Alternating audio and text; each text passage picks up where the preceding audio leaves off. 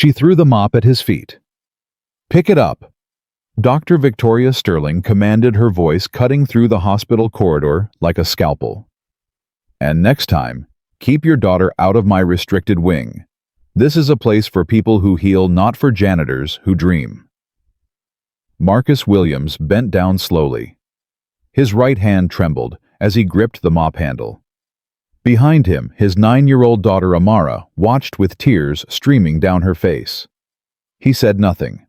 He just cleaned. But what Victoria didn't know, what nobody in that billion-dollar hospital knew, was that the man she'd just humiliated had once saved her father's life on a battlefield she couldn't imagine. And that tattoo, hidden beneath his sleeve, was about to change everything. Comment your city below so I can see how far this story travels. The mop hit the floor with a wet slap that echoed through the VIP corridor of Meridian Medical Center. Dr. Victoria Sterling stood over Marcus Williams, her white coat pristine, her eyes cold as surgical steel. 3 board members flanked her like soldiers awaiting orders. A security guard shifted uncomfortably near the elevator. "I asked you a question," Victoria said. "Why was your child in my research wing?" Marcus kept his head down. His voice was steady quiet. "She wandered off while I was cleaning the 3rd floor, ma'am. It won't happen again." "It won't happen again." She repeated his words like they were contaminated. "Do you know what's in that wing equipment worth more than you'll earn in 10 lifetimes? Trials that could save thousands of lives. And your daughter was sitting on the floor touching things she has no business touching." "She was reading a medical journal, ma'am. She didn't touch any equipment."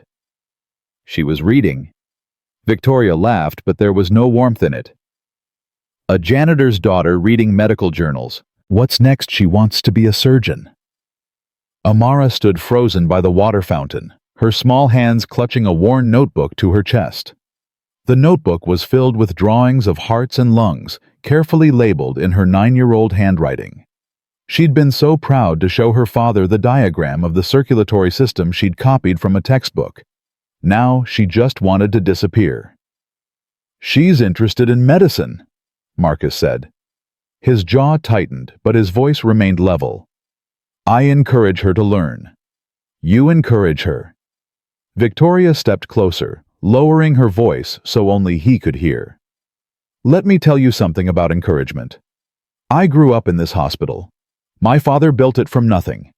I went to Harvard Medical School, graduated top of my class, and spent 15 years proving I deserved to stand where I'm standing. That's what it takes. Not reading journals on a dirty floor." She glanced at Amara, then back at Marcus. "Some people are born to heal. Others are born to clean up after them. Teach your daughter the difference before she wastes her life on impossible dreams." Marcus's right hand trembled. He pressed it against his thigh to hide the shake. "Is there anything else, ma'am?" Victoria studied him for a moment, the graying temples, the calloused hands, the uniform that hung slightly loose on his frame. She saw nothing worth remembering. "Just stay out of my way, both of you." She turned and walked toward the elevator, her heels clicking against the polished floor. The board members followed. The security guard exhaled and pretended to check his phone. Marcus stood alone in the corridor, the mop still at his feet. Then he felt a small hand slip into his. "Daddy." He looked down. Amara's eyes were red, her lower lip trembling. The notebook was crushed against her chest like a shield. "Yeah, baby girl. Am I not supposed to want to be a doctor?" Something cracked inside Marcus Williams. Not broke. He'd been broken before, and this wasn't that. This was something sharper. Something that cut into the place where he kept the memories of who he used to be. He crouched down, ignoring the pain in his knees, and looked his daughter in the eyes. "Listen to me. You can be anything you want to be. Doctor, surgeon, researcher, anything. Don't let anyone tell you different, especially not someone who doesn't know anything about you." But she said, "I heard what she said, and she's wrong." He tucked a strand of hair behind her ear. "You know what I see when I look at you. I see your mama's heart. I see someone who's going to change the world. And I see a girl who's already smarter than half the doctors in this building. Amara sniffled. Really? Really? Now go wait for me in the break room. There's a vending machine with those peanut butter crackers you like. I'll be there in 10 minutes. She hesitated, then hugged him fiercely. I love you, Daddy. I love you too, baby. More than anything. He watched her walk away, her small shoulders slowly straightening as she moved down the hall. When she turned the corner, Marcus finally let out the breath he'd been holding. He picked up the mop, and he kept cleaning. Edgar Morrison had been an anesthesiologist for 41 years. He'd seen everything: miracles and tragedies, heroes and cowards, the absolute best and worst of human nature. At 67, he'd earned the right to trust his instincts, and his instincts were screaming. He watched Marcus Williams from the doorway of the supply room, coffee growing cold in his hand. The janitor was reorganizing the crash cart supplies, and something about the way he moved made Edgar's pulse quicken. The medications were grouped by function. Emergency, first, secondary support behind. Expiration dates faced forward. Everything positioned for maximum speed during a code. That wasn't how janitors organized supplies. That was how trauma surgeons organized them. Edgar had served in Desert Storm. He'd worked alongside Army medics and Navy surgeons in conditions that would make most civilians vomit. He knew what military training looked like, even when the person tried to hide it. Marcus Williams moved like a soldier, like a doctor, like someone who'd spent years making life-or-death decisions in seconds. Excuse me. Marcus turned. Yes, sir. I'm Dr. Morrison, anesthesiology. Edgar stepped into the room, studying the man's face. That's an interesting way you've organized those supplies. Marcus's expression didn't change. Just trying to be helpful, sir. Figured if everything's easy to find, the nurses won't have to waste time during emergencies. Where'd you learn that system? Just common sense, I suppose. Edgar nodded slowly. He didn't believe it for a second. What's your name, son? Marcus Williams. You serve... The question hung in the air. Marcus's right hand twitched against the cart handle. Long time ago, sir. What branch? Army. MOS. A long pause. Marcus met Edgar's eyes, and for just a moment, the mask slipped. Behind the janitor's uniform, behind the quiet voice and downcast eyes, Edgar saw something else. Something haunted. Something proud. 68W, Marcus said quietly. Combat medic. Then I went to medical school. Edgar's coffee cup nearly slipped from his fingers. You're a doctor. Was. Marcus held up his right hand. The tremor was visible now, a constant small shake that he couldn't control. IED in Kandahar. Nerve damage. Can't operate anymore. My God. Edgar leaned against the doorframe. What unit? 28th Combat Support Hospital. The coffee cup did slip, then shattering on the floor. Edgar didn't notice. The 28th CSH, the unit that... He stopped, his mind racing. There was a surgeon. They called him the Resurrector. He saved more lives in one deployment than most doctors save in a career. Story was, he disappeared after being wounded. Marcus was already on his knees, picking up the broken pieces of the cup, mopping up the spilled coffee with paper towels from his cart. Lots of stories about the war, sir. Most of them exaggerated. Look at me. Marcus stopped. Slowly, he stood, the broken ceramic still in his hands. Edgar's voice was barely a whisper. You're him, aren't you? You're the one who saved Sterling. I don't know what you're talking about. Henry Sterling, 20 years ago, Kandahar province. He was volunteering at a refugee camp when militia attacked. A civilian doctor shot twice should have died on that table. But some army surgeon kept him alive for 4 hours in a tent with failing generators. Marcus said nothing. His jaw was tight, his eyes fixed on a point somewhere past Edgar's shoulder. Henry never found out who saved him. The surgeon refused recognition, refused medals, just disappeared. But Henry talked about him for years, said that surgeon was the reason he built this hospital, said he wanted to create a place worthy of that kind of healing. Dr. Sterling built this hospital because he was a good man, Marcus said carefully. Whatever happened in Kandahar, that was just people doing their jobs. Their jobs? Edgar shook his head. Son, I've seen your file. You've been working here for 18 months. 18 months of mopping floors and cleaning toilets in a hospital founded by the man whose life you saved, and his daughter just threw a mop at your feet. It's a good job. Lets me be close to my daughter. It's a waste. That's what it is. Marcus finally met his eyes, and now there was something dangerous there, something sharp beneath the surface. What I was doesn't matter anymore, Dr. Morrison. I can't operate. I can't heal people the way I used to, but I can keep this hospital clean. I can make sure the supplies are where they need to be when someone codes. I can teach my daughter that there's no shame in honest work, no matter what anyone says. He dropped the broken ceramic into his trash bag and returned to his cart. Now, if you'll excuse me, I have floors to mop. That night, Marcus sat on the edge of his bed in the small apartment he shared with Amara. The lights were off. Streetlight filtered through thin curtains, casting long shadows across the wall. He rolled up his sleeve and stared at the tattoo on his right forearm. A caduceus wrapped in the American flag.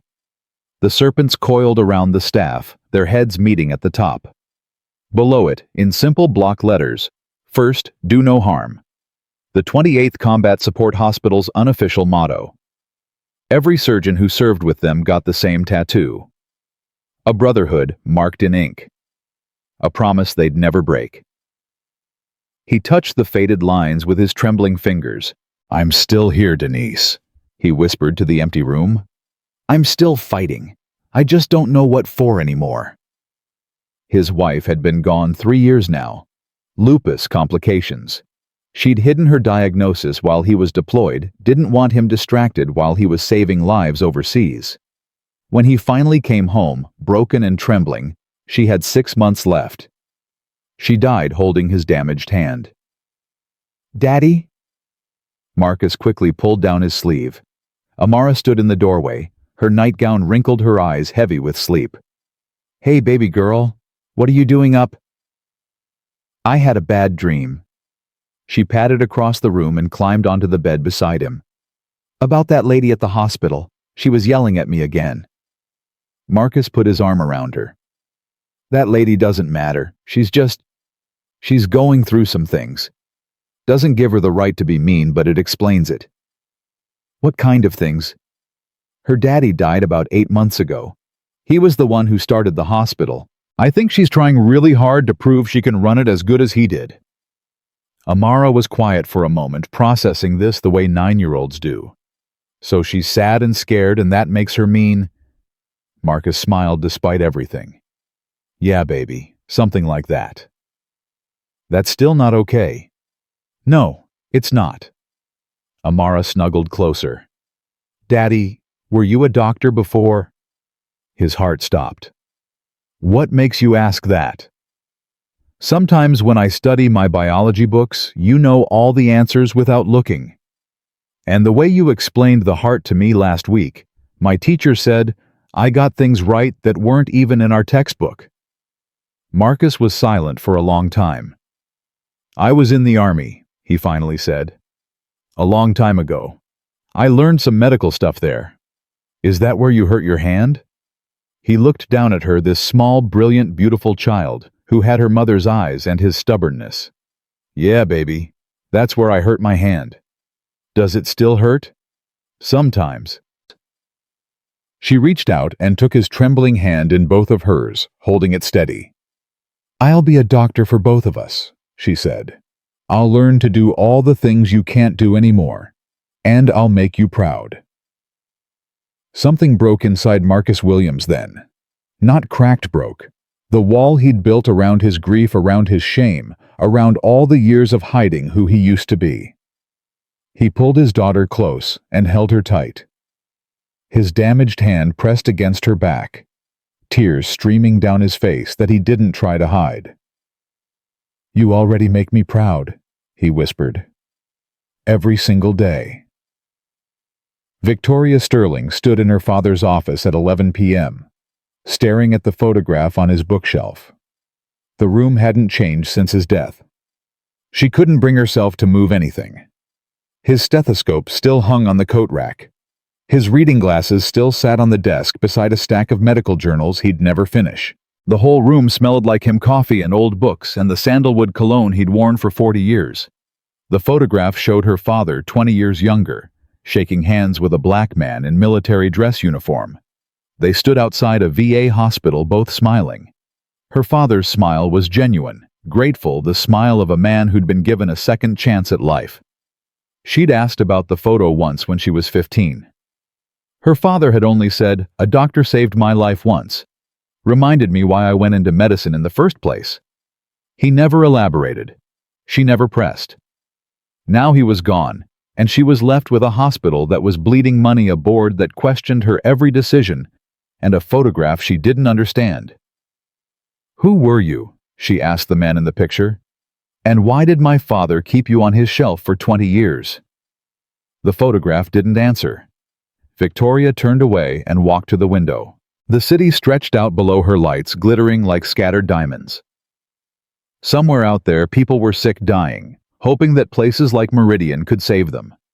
And here she was running a hospital she'd turned into a profit machine because she didn't know any other way to prove she was worthy. Her phone buzzed. A text from her assistant board meeting tomorrow at 9 a.m. They want to discuss the Q3 numbers. She closed her eyes. The numbers were fine. They were always fine. She'd cut every program that didn't show immediate returns, fired every employee who couldn't justify their salary, squeezed every department until they ran on fumes and fear. The hospital was profitable. Her father would have hated what it had become. She thought about the janitor she'd humiliated that afternoon. The way he'd stood there silent, absorbing her cruelty without a word. The way his daughter had watched with tears in her eyes. Victoria had been cruel because she could be. Because showing compassion felt like weakness. Because her father had been kind, and kind had gotten him nothing but a heart attack at 68, and a daughter who couldn't even fly home in time to say goodbye. She picked up the photograph again, studying the man in military uniform. Strong jaw, steady eyes. The kind of man who looked like he'd seen things that would break most people, and kept standing anyway. "Whoever you were," she said, "I hope you had a better life than my father did. I hope saving him was worth it." She put the photograph back on the shelf and walked out of the office, turning off the lights behind her. The photograph sat in darkness, keeping its secrets. For now. 3 weeks passed. Marcus kept his head down. He cleaned floors, organized supplies, stayed invisible. Amara visited after school, doing her homework in the break room, while he worked her biology textbooks spread across the table beside the vending machine. Edgar Morrison watched from a distance, saying nothing, waiting. He'd told a few trusted colleagues about his suspicions, Dr. Patricia Hayes in surgery, Dr. James Chen in the ER, a couple of senior nurses who'd been around long enough to remember when hospitals were about healing instead of profit margins. The whispers spread quietly like smoke under a door. The janitor was a combat surgeon. 28th CSH, the unit from Kandahar. They called him the Resurrector. Could be anyone. Lots of people served. But look at how he moves.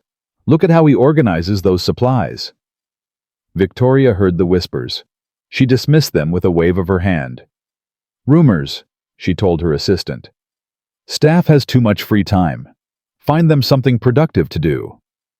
But late at night, she found herself staring at her father's photograph again. The timeline nagged at her. Her father had been shot in Kandahar in 2004. He'd spent months recovering, then threw himself into building Meridian with an almost manic energy. He never spoke about what happened overseas, but he kept that photograph on his shelf for 2 decades.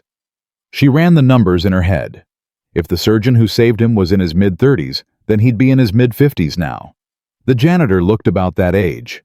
The build was similar. The military bearing was unmistakable, even hidden beneath that shapeless uniform. But it couldn't be. What kind of hero ends up mopping floors in the very hospital founded by the man he saved?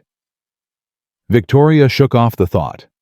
She had a hospital to run, a board to satisfy, a legacy to protect. She didn't have time for ghost stories. Oh, the crisis came on a Sunday afternoon. Victoria was in her office reviewing quarterly projections when her pager went off. 3 short bursts. Mass casualty alert. She grabbed her white coat and ran. The ER was chaos. A charter bus carrying a high school lacrosse team had collided with a semi-truck on I-95. 18 casualties, 6 critical, 2 in immediate need of surgery. And the worst news of all, Senator Morrison's grandson was one of the critical patients. Victoria found Edgar Morrison in the hallway, his face gray, his hands shaking. "Michael's in there," he said. "My grandson, 17 years old. He was sitting in the back of the bus when it—" His voice broke. "They're saying internal bleeding. His BP keeps dropping." "Where's Dr. Harrison?" "Stuck in traffic. 40 minutes out minimum." "Chen." "Not trauma certified." "Hayes." "Already in surgery with another patient." Victoria felt the walls closing in. Senator Morrison was on his way. The press was gathering outside, and a 17-year-old boy was bleeding to death with no one qualified to save him. She pushed through the doors into Trauma Bay 2. Michael Morrison lay on the table, unconscious, pale, his vitals deteriorating by the second. Nurses and residents swarmed around him, calling out numbers that Victoria knew were wrong, all wrong. BP 72, over 40 and dropping. He's not responding to fluids. We need to operate now or we're going to lose him. Victoria grabbed the nearest resident. What's the damage assessment? We think it's the spleen internal hemorrhage, but we can't confirm without opening him up, and there's no one here who... There's me. Victoria turned. Marcus Williams stood in the doorway, still wearing his janitor's uniform, still holding a mop he'd apparently dropped mid-stride. Get out, Victoria said. This is a restricted area. His spleen ruptured. Marcus walked past her, his eyes fixed on the monitors. That's why the BP keeps dropping. You can see it on the ultrasound there, the shadow in the left upper quadrant. He needs a splenectomy in the next 6 minutes or he's going to code. The room fell silent. Victoria stepped toward him, her voice low and dangerous. You're a janitor. You can't possibly... I was a trauma surgeon with the 28th Combat Support Hospital. His voice was steady despite the tremor in his hand. I've done this exact surgery in a tent while mortars fell outside. I've done it with failing equipment and no blood supply, and patients who should have been dead before they reached my table. Your father was one of them. Victoria's world tilted. What did you say? Henry Sterling, Kandahar Province, November 2004. He was volunteering at a refugee camp when militants attacked. 2 gunshot wounds, 1 to the abdomen, 1 to the chest.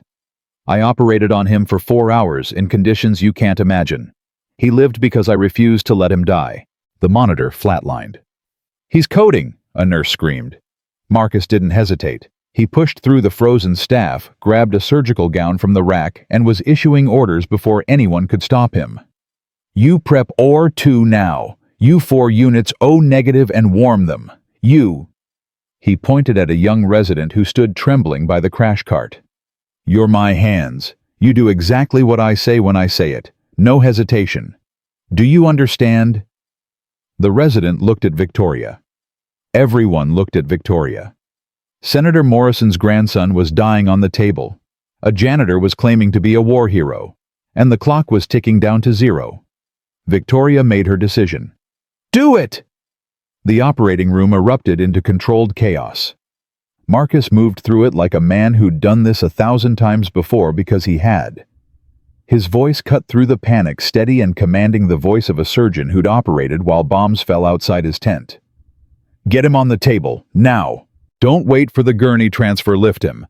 3 of you on my count. 1, 2, 3. They lifted.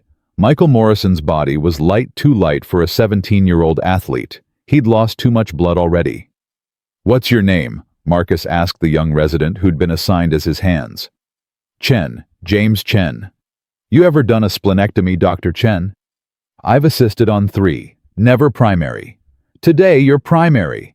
I'm going to talk you through every single cut, every single clamp, every single stitch. You don't think. You don't hesitate. You just do exactly what I say. Can you handle that?" Chen's hands were shaking. He looked at Marcus, really looked at him, and saw something in those eyes that steadied him. This wasn't a janitor. This was someone who'd stared down death so many times they'd become old friends. "Yes, sir." "Good. Gown up. We don't have time for full scrub use, the sanitizer and double glove. Move." Victoria stood by the door, frozen between her authority and her uncertainty. Part of her wanted to stop this madness. A janitor directing surgery. The liability was astronomical. If the boy died, if anything went wrong, her career was over. The hospital was over. But another part of her, the part that had watched her father save lives before profit margins consumed everything, that part recognized what she was seeing. This man knew what he was doing. "Scalpel ready," a nurse called out. Marcus positioned himself at Chen's right shoulder. His damaged hand gripped the surgical rail to control its tremor. His eyes never left the operating field. "Midline incision," he said. "Start 2 centimeters below the xiphoid process. You're going to cut straight down about 15 centimeters. Steady pressure. Don't rush it." Chen's hand hovered over Michael's abdomen. He took a breath. "Now, Dr. Chen." The scalpel touched skin. "Good. Keep going. Straight line. You're doing fine." Blood welled up immediately, dark and fast. Too fast. "Suction," Marcus commanded. "Keep that field clear. Chen, you're going to see a lot of blood when you open the peritoneum. Don't panic. That's what we're here to fix. Just keep cutting." The blade moved deeper. Layers of tissue parted beneath Chen's steady hands. "There," Marcus said. "Stop. You see that? The peritoneum. One more careful incision and we're in. Gentle now. You nick the bowel. We've got a whole new problem." Chen made the cut. Blood flooded the cavity.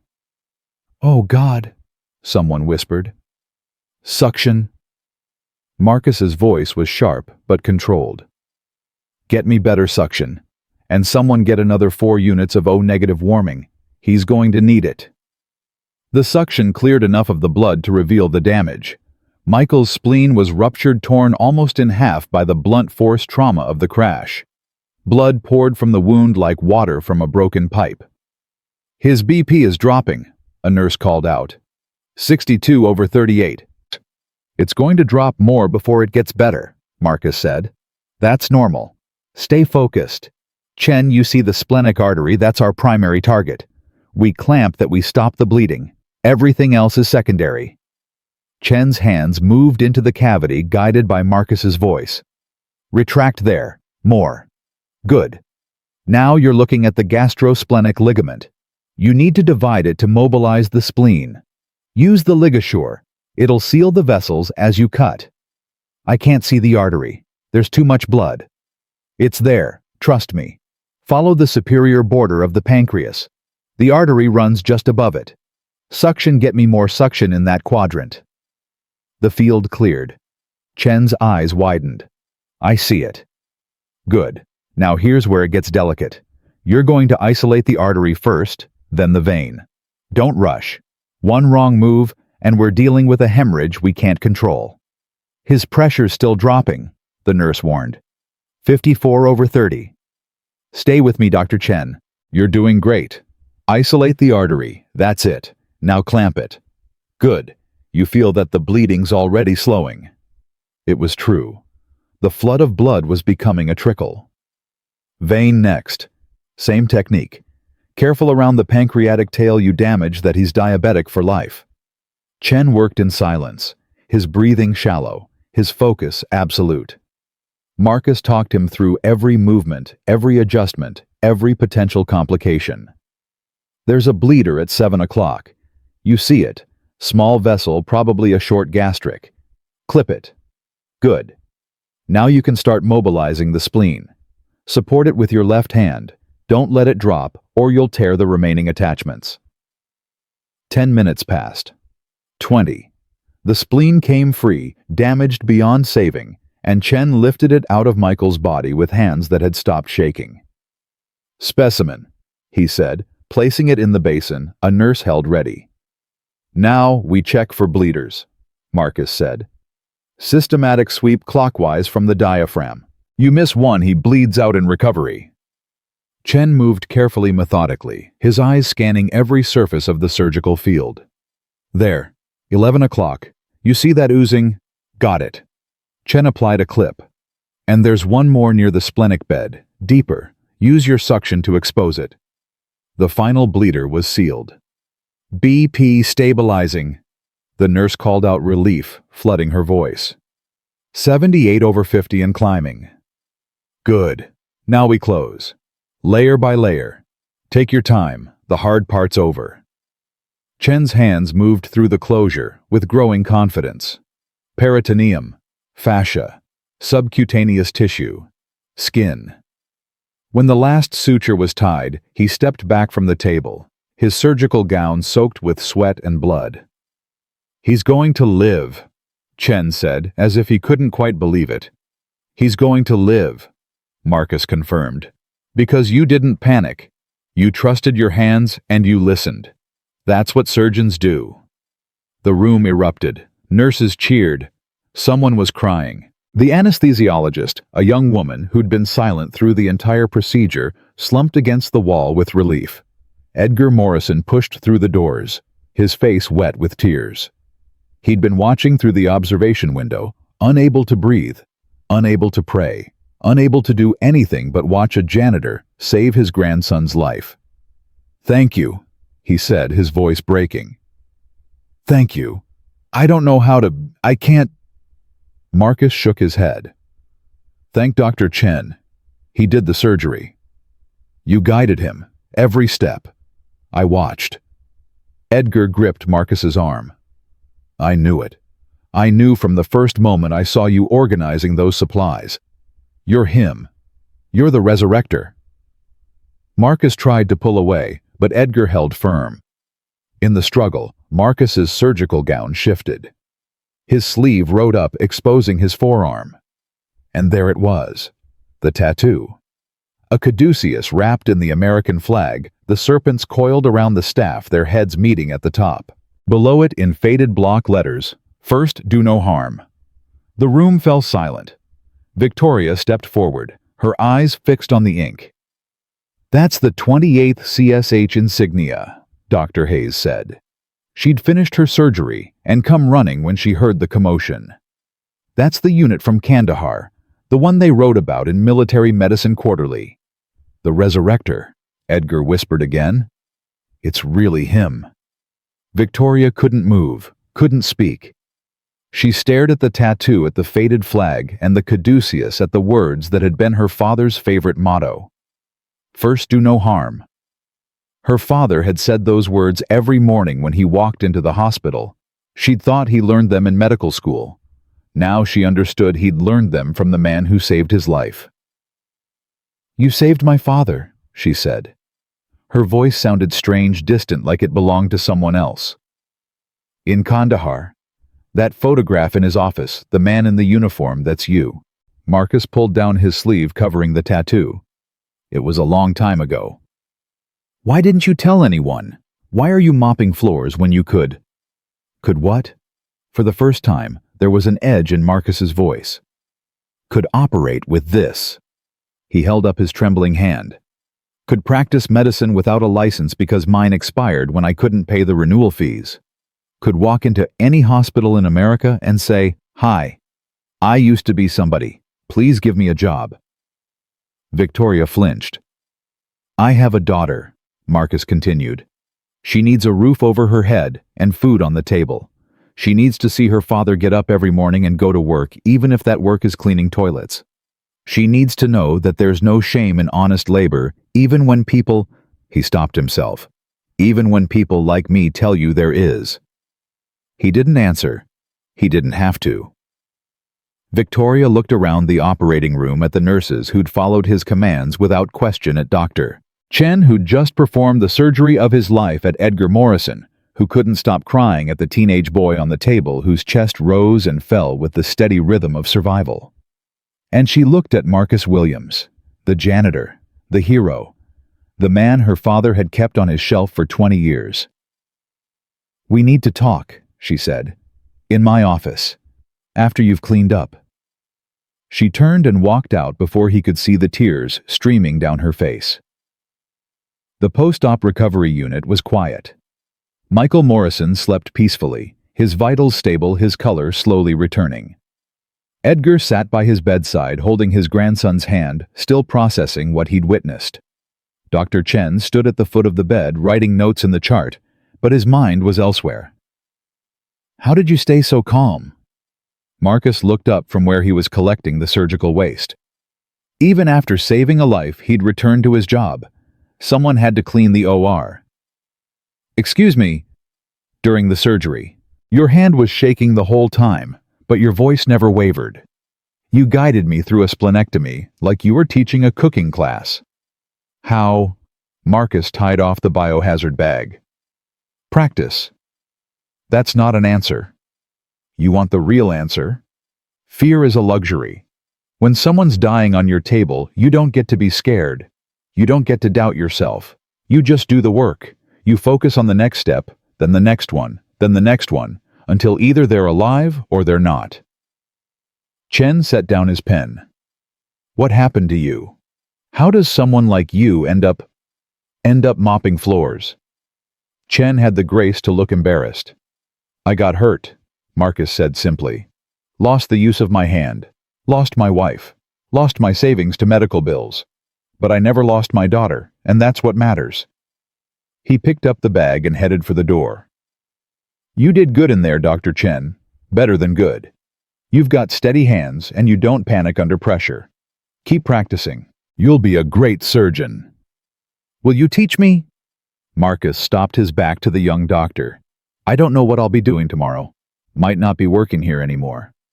Hard to keep a janitorial job when the whole hospital knows your secret." "That's not what I asked." Marcus turned. Chen's face was earnest, determined, the face of someone who'd just discovered what he was capable of and wanted to learn more. "If they let me stay," Marcus said slowly, "ask me again." He walked out into the corridor where Victoria was waiting. She'd changed out of her white coat. Without it, she looked younger, smaller, less like the CEO who'd thrown a mop at his feet, and more like the daughter who'd lost her father 8 months ago. "My office," she said. "Please." They walked in silence through the hospital.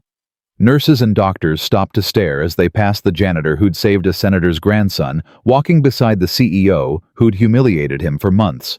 The whispers followed them like shadows. Victoria's office was on the top floor. Floor-to-ceiling windows overlooked the city. The furniture was modern, expensive, cold. But Marcus's eyes went immediately to the bookshelf behind her desk. The photograph. He recognized himself 20 years younger, shaking hands with Henry Sterling outside the VA hospital. They'd only met twice, once in Kandahar, once at the VA, but Henry had insisted on the photograph, had insisted on staying in touch. Marcus had disappeared instead, changed his number, moved 3 times, buried himself so deep that no one could find him because he didn't want to be found. Because being found meant explaining, and explaining meant reliving. "Sit down," Victoria said. "Please." He sat. She remained standing, pacing by the window, her arms crossed over her chest. "I don't know where to start." "You don't have to start anywhere. I saved your father. That was a long time ago. It doesn't change anything." She spun around.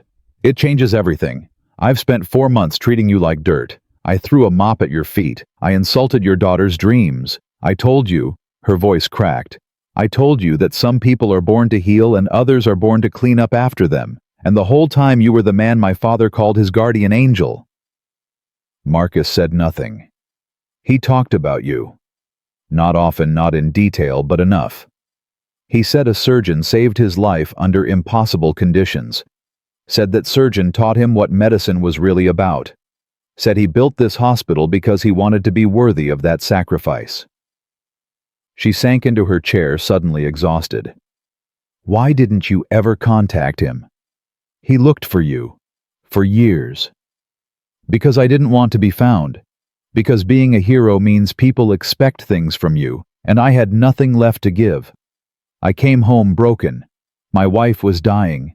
My career was over. I spent 2 years just trying to learn how to live again. And you ended up here. I ended up a lot of places. This was just the latest.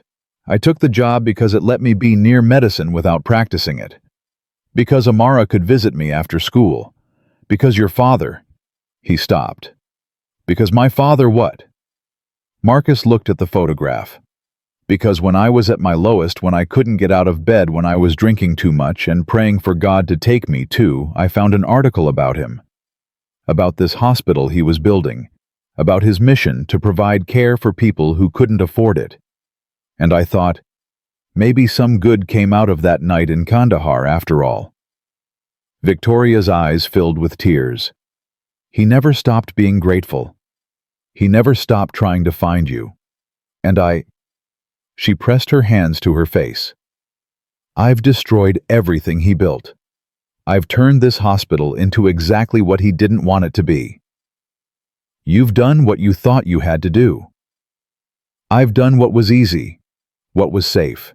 Cutting costs and firing people and treating everyone like numbers instead of humans, that's not leadership. That's cowardice. Marcus leaned forward. What do you want to do now? I don't know.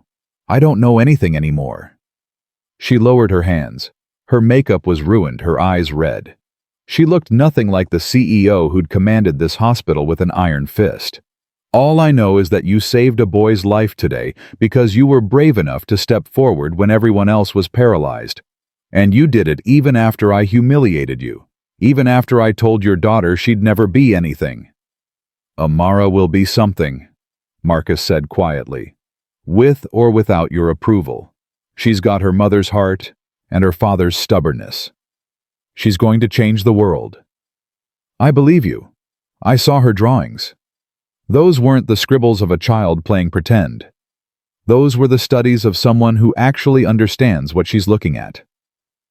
Marcus allowed himself a small smile. She's smarter than I ever was. Victoria stood and walked to the window. The sun was setting, painting the city in shades of orange and gold. I want to make this right.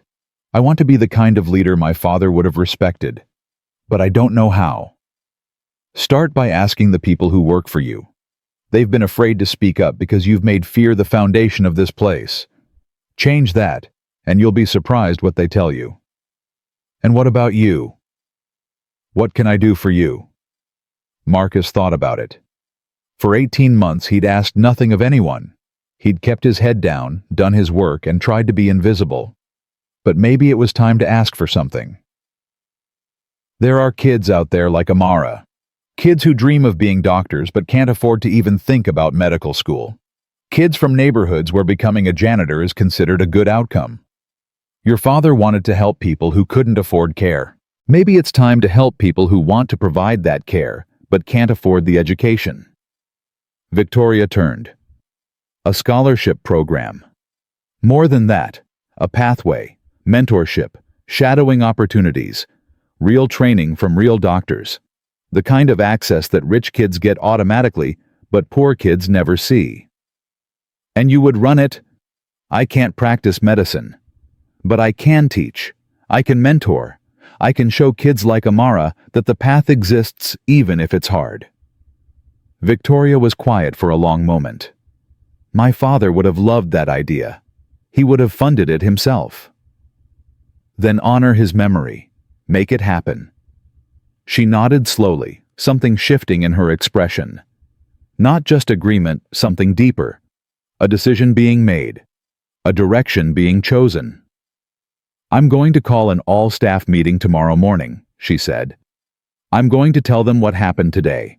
And I'm going to tell them that things are going to change, starting with you. What about me? You're not a janitor anymore. Effective immediately, you're a consultant, medical training and safety advisor. We'll figure out the exact title later, but you're not cleaning another toilet in this hospital." Marcus shook his head. "I don't need a fancy title. I just need to be able to pay my rent and take care of my daughter. You'll have a salary that reflects what you're worth, what you've always been worth." Victoria's voice was firm now, decisive. "And Dr. Chen is going to shadow you. He asked if you would teach him. I'm making it official. He's a good kid, steady hands. He saved a senator's grandson because you believed in him, because you talked him through something he didn't think he could do." Victoria walked to her desk and picked up the photograph of her father and Marcus. "My father built this hospital because you taught him what healing really meant. Maybe it's time you taught the rest of us." Marcus looked at the photograph at the young man he used to be, confident and whole, shaking hands with a patient who would go on to build an empire. That man was gone. But maybe something remained. Maybe the broken pieces could still be useful even if they couldn't be put back together. "I'll think about it," he said. "Fair enough." Victoria set down the photograph. "But while you're thinking, know this, I was wrong about you. I was wrong about everything. And I'm going to spend however long it takes to fix what I've broken, starting with an apology to your daughter." Marcus stood. His hand trembled, but his voice was steady. "Amara doesn't need your apology. She needs to see that people can change. That being wrong isn't the end, it's the beginning. Show her that, and you'll give her something more valuable than words." He walked to the door. "Mr. Williams." He turned. Victoria's face was wet with tears, but she was standing straighter now, some of the cold hardness melting away. "Thank you. For saving my father. For saving Michael. For showing me what I'd forgotten." Marcus nodded once, then walked out into the corridor. His phone buzzed. A text from Amara. "When are you coming home?" "I made spaghetti. It's probably terrible, but I tried." He typed back, "On my way. Save me some, even if it's terrible. I love you. I love you too, Daddy." He put the phone away and walked toward the elevator past the whispers and the stares and the questions that would come tomorrow. For the first time in years, he wasn't invisible. And for the first time in years, he wasn't sure that was a bad thing. The spaghetti was in fact terrible. Marcus chewed slowly, watching Amara's face across the small kitchen table. She was staring at him with that mixture of hope and anxiety that only a 9-year-old who'd just attempted to cook dinner could manage. "It's good," he said. "You're lying." "I'm not lying. It's creative." Amara poked at her own plate. "I put sugar in it instead of salt. I didn't read the labels." Marcus took another bite. The sweetness hit his tongue like a surprise attack, but he kept chewing. "Sugar spaghetti. That's innovation right there. Maybe you've invented a new cuisine." She giggled despite herself. "You're weird, Daddy." "I learned from the best." He reached across and squeezed her hand. "Thank you for making dinner. It means a lot that you tried. Mrs. Patterson from downstairs helped me with the stove. She said I shouldn't use it alone." Amara's face grew serious. "Daddy, something happened today, didn't it? You look different." Marcus set down his fork. His daughter was too perceptive, always had been. Denise used to say Amara could read people like books, could sense shifts in mood the way animals sensed earthquakes. Something did happen. "At the hospital." "Yes." Amara waited. She didn't push, didn't ask questions. She just waited. The way her mother used to wait when Marcus came home from deployments carrying weight he couldn't name. "There was an emergency," Marcus said carefully. "A young man was hurt very badly. The doctors who could have helped him weren't available. So what happened? I helped." Amara's eyes widened. "You helped how?"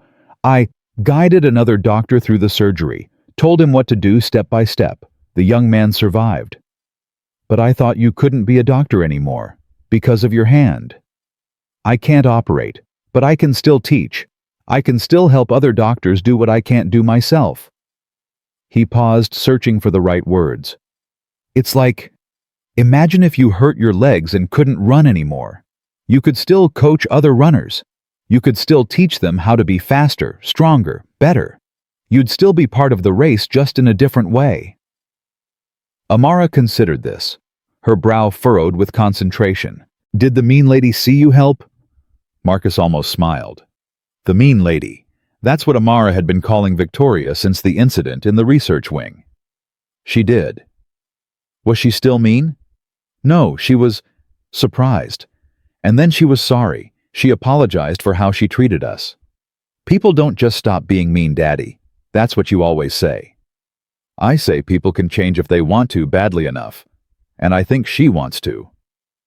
Marcus pushed his plate aside. Even love had its limits when it came to sugar spaghetti. She offered me a new job. A better job. I wouldn't be cleaning anymore. I'd be teaching. Amara's face lit up. Really? Like a real teacher. Like a consultant. Someone who helps doctors learn and helps the hospital run better. So you won't have to mop floors anymore. Probably not. Amara jumped up from her chair and threw her arms around him. Daddy, that's amazing. I knew you were special. I always knew it. Marcus held her tight, breathing in the smell of tomato sauce and sugar and childhood. I'm not special, baby girl. I'm just stubborn. That's what Mom used to say. Your mama was right about most things. Amara pulled back, her face suddenly serious. Does this mean I can go back to the hospital with you to study in the library? I don't know yet. We'll have to see how things work out. I hope so. I was reading about cardiac surgery before that lady yelled at me. Did you know they can actually stop someone's heart and restart it, like turning a computer off and on again? Marcus laughed, a real laugh, the kind he hadn't felt in months. I did know that, actually. Will you teach me more? Now that you're going to be a teacher. I'll teach you everything I know. Every single thing. Amara hugged him again. I'm going to be the best doctor ever, and when I am, I'm going to help people who can't afford it. Just like you helped people in the war. Something cracked in Marcus's chest. Pride, grief, hope, all mixed together in a combination he couldn't untangle. That's exactly what you should do, baby. Exactly what you should do. The all-staff meeting was held at 7 a.m. the following morning. Victoria stood at the podium in the hospital's main auditorium, facing 300 employees, who ranged from suspicious to hostile. Word had spread through the night the janitor was a war hero. The CEO had been humiliating him for months. Something big was about to change. Marcus stood at the back of the room, trying to be invisible. Old habits. I'm going to keep this short, Victoria began. Her voice was steady, but Marcus could see her hands gripping the podium. Yesterday, a patient came into our emergency room who would have died if not for the intervention of one of our staff members. His name is Marcus Williams.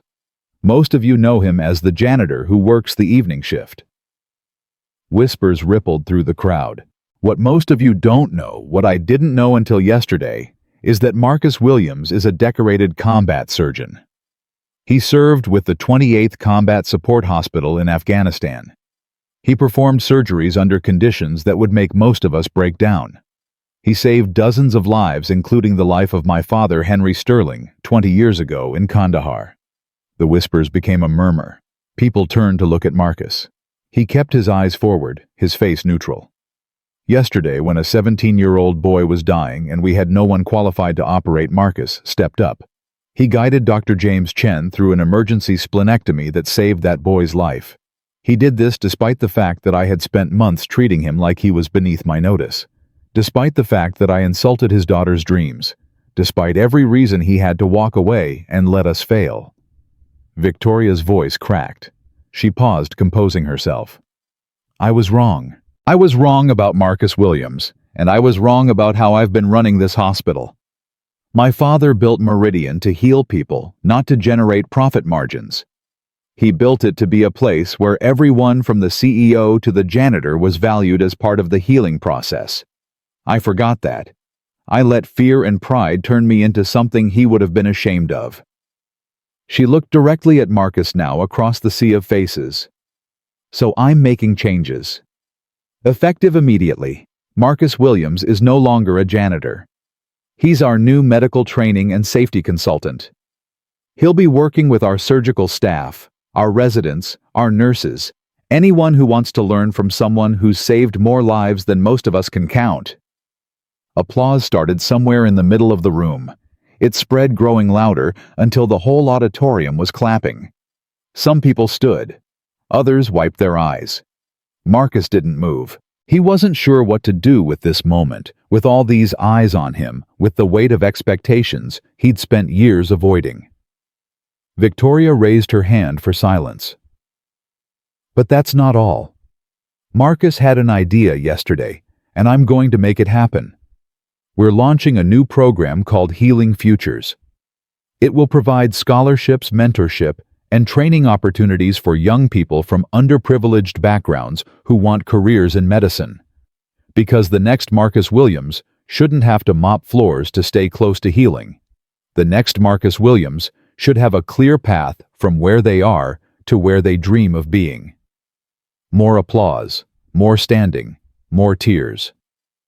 I know I have a lot to prove.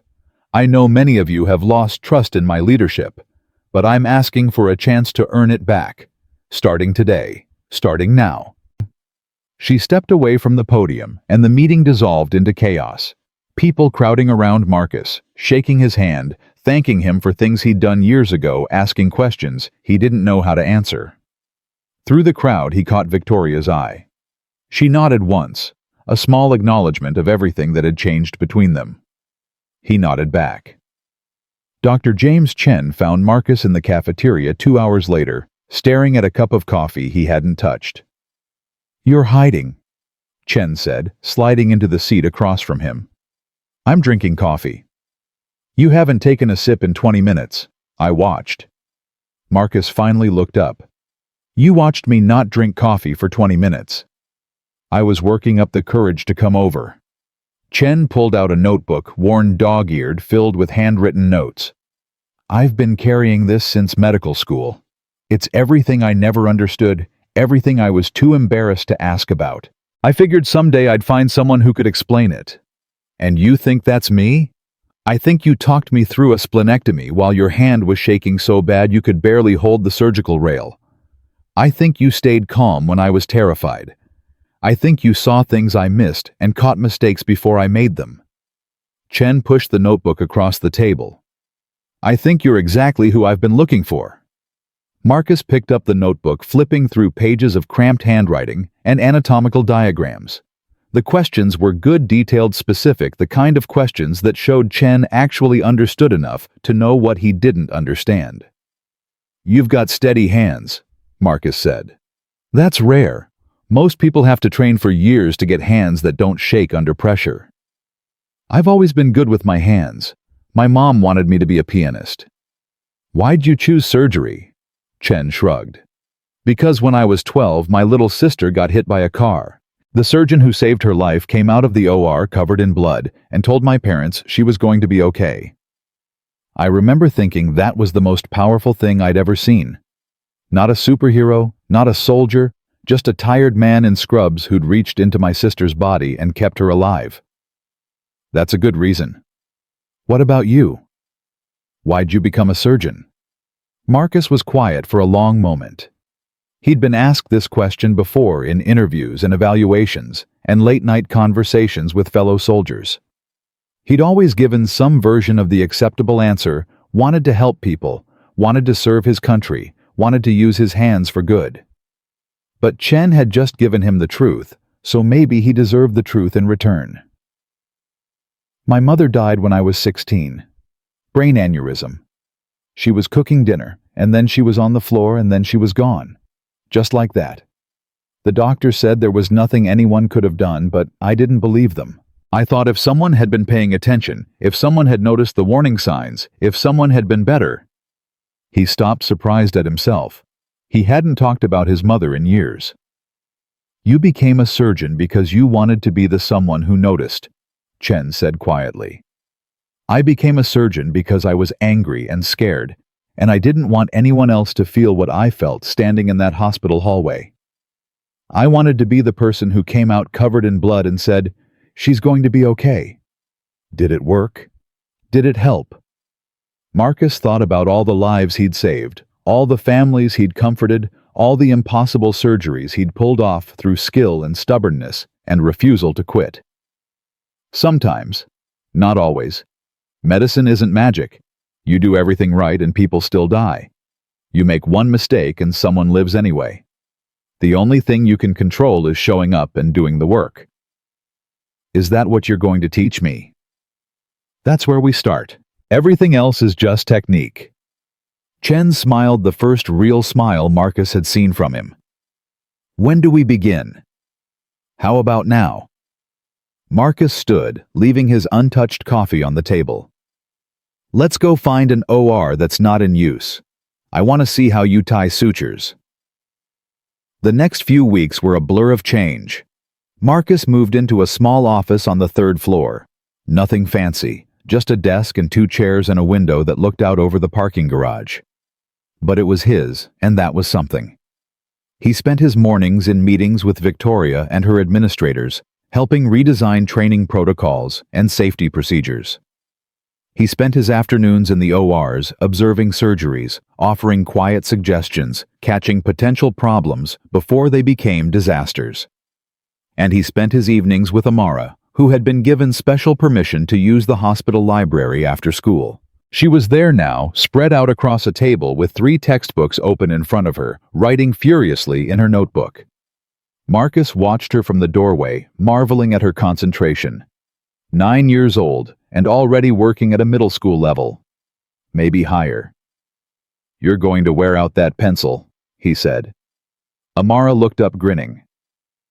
"Dr. Hayes let me observe a surgery today. A real one. She said I could watch from the gallery as long as I promised not to throw up." "Did you throw up?" "No. It was amazing, Daddy. They were fixing this lady's heart valve, and Dr. Hayes explained everything while she worked. She said I asked better questions than some of her residents." Marcus sat down across from her. "What kind of questions?" "I asked why they chose that specific type of valve replacement instead of the other kind. And I asked about the risk of blood clots afterward. And I asked what would happen if—" She was off rattling through a list of questions that would have been impressive from a pre-med student, let alone a 4th grader. Marcus listened, nodding occasionally, correcting a misconception or adding context. This was what he'd wanted. Not fame, not recognition, not a fancy title, this. His daughter learning, growing, dreaming with the full force of her brilliant mind. "Dr. Hayes said she'd mentor me," Amara said, finally pausing for breath. "Like officially. She said if I keep studying, she'll write me a recommendation for any program I want when I'm old enough." "That's incredible, baby girl.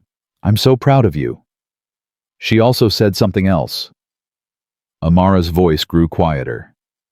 "She said you were the best surgeon she ever saw. She said she reviewed the footage from Michael's surgery, and the way you guided Dr. Chen was like watching a master class. She said if your hand wasn't hurt, you'd be running this whole hospital." Marcus didn't know how to respond to that. "Is it true?" Amara asked. "Were you really that good?" "I was good at my job. A lot of people are good at their jobs." "That's not what I asked." He looked at his daughter, this small, fierce, unstoppable force of nature, and decided she deserved honesty. "Yes, I was that good. Maybe one of the best.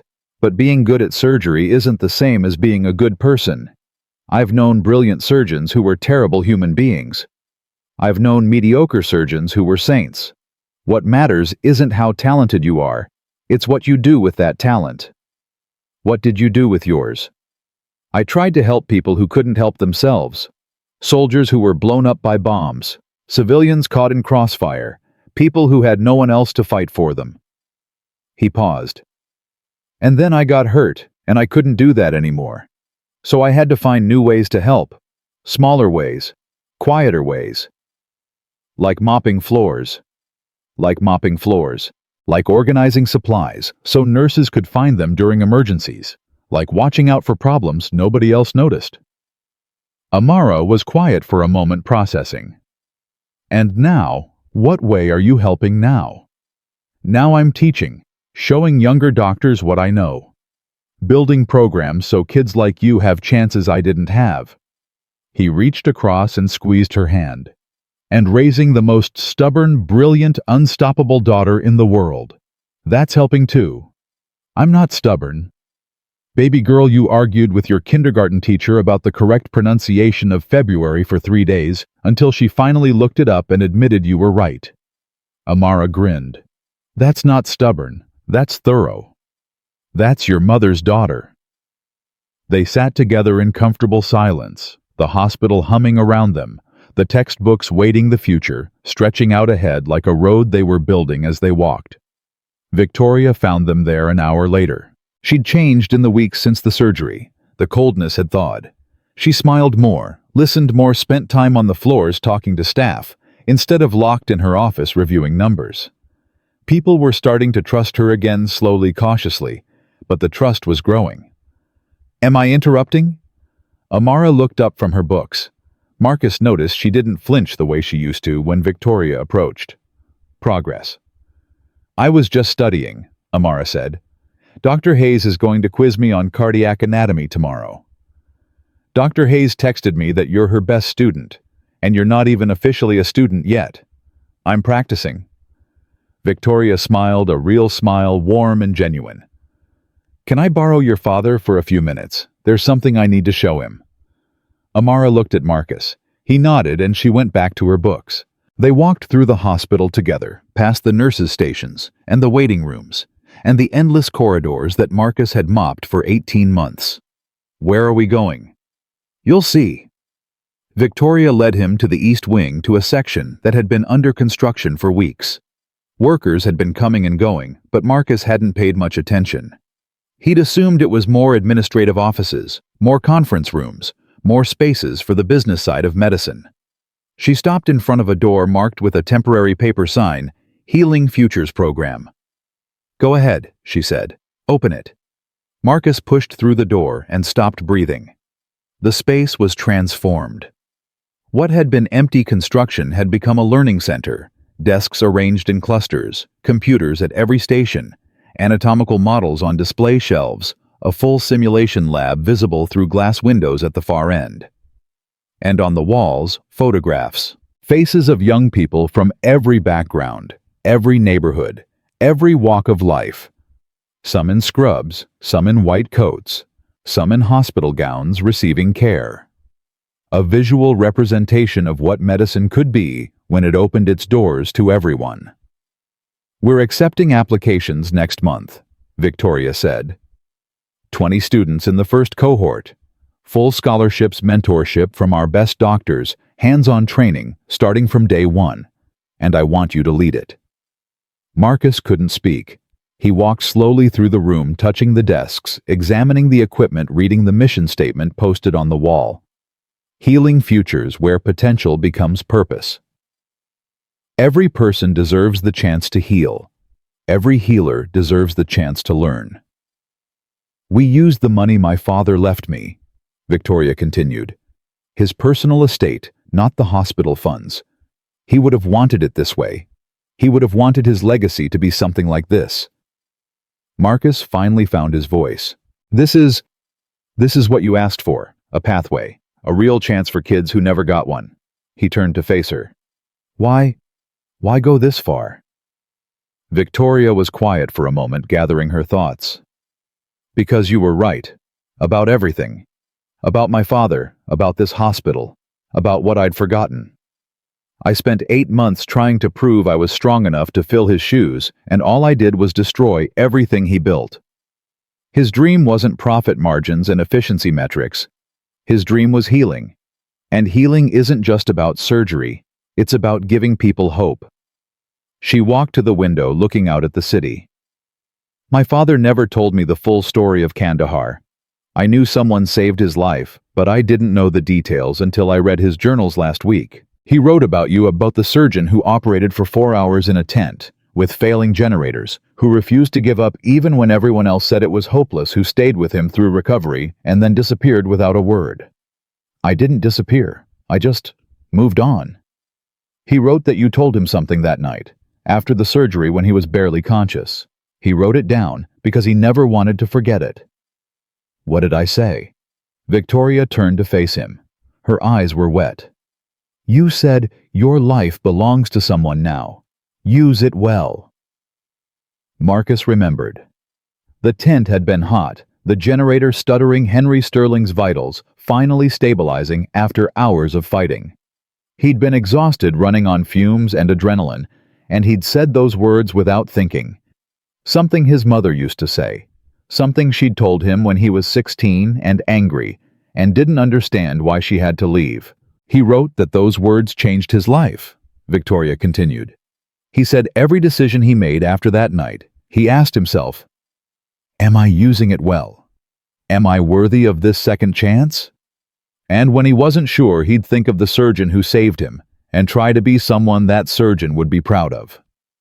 Marcus's vision blurred. He blinked, felt tears on his cheeks, didn't try to hide them.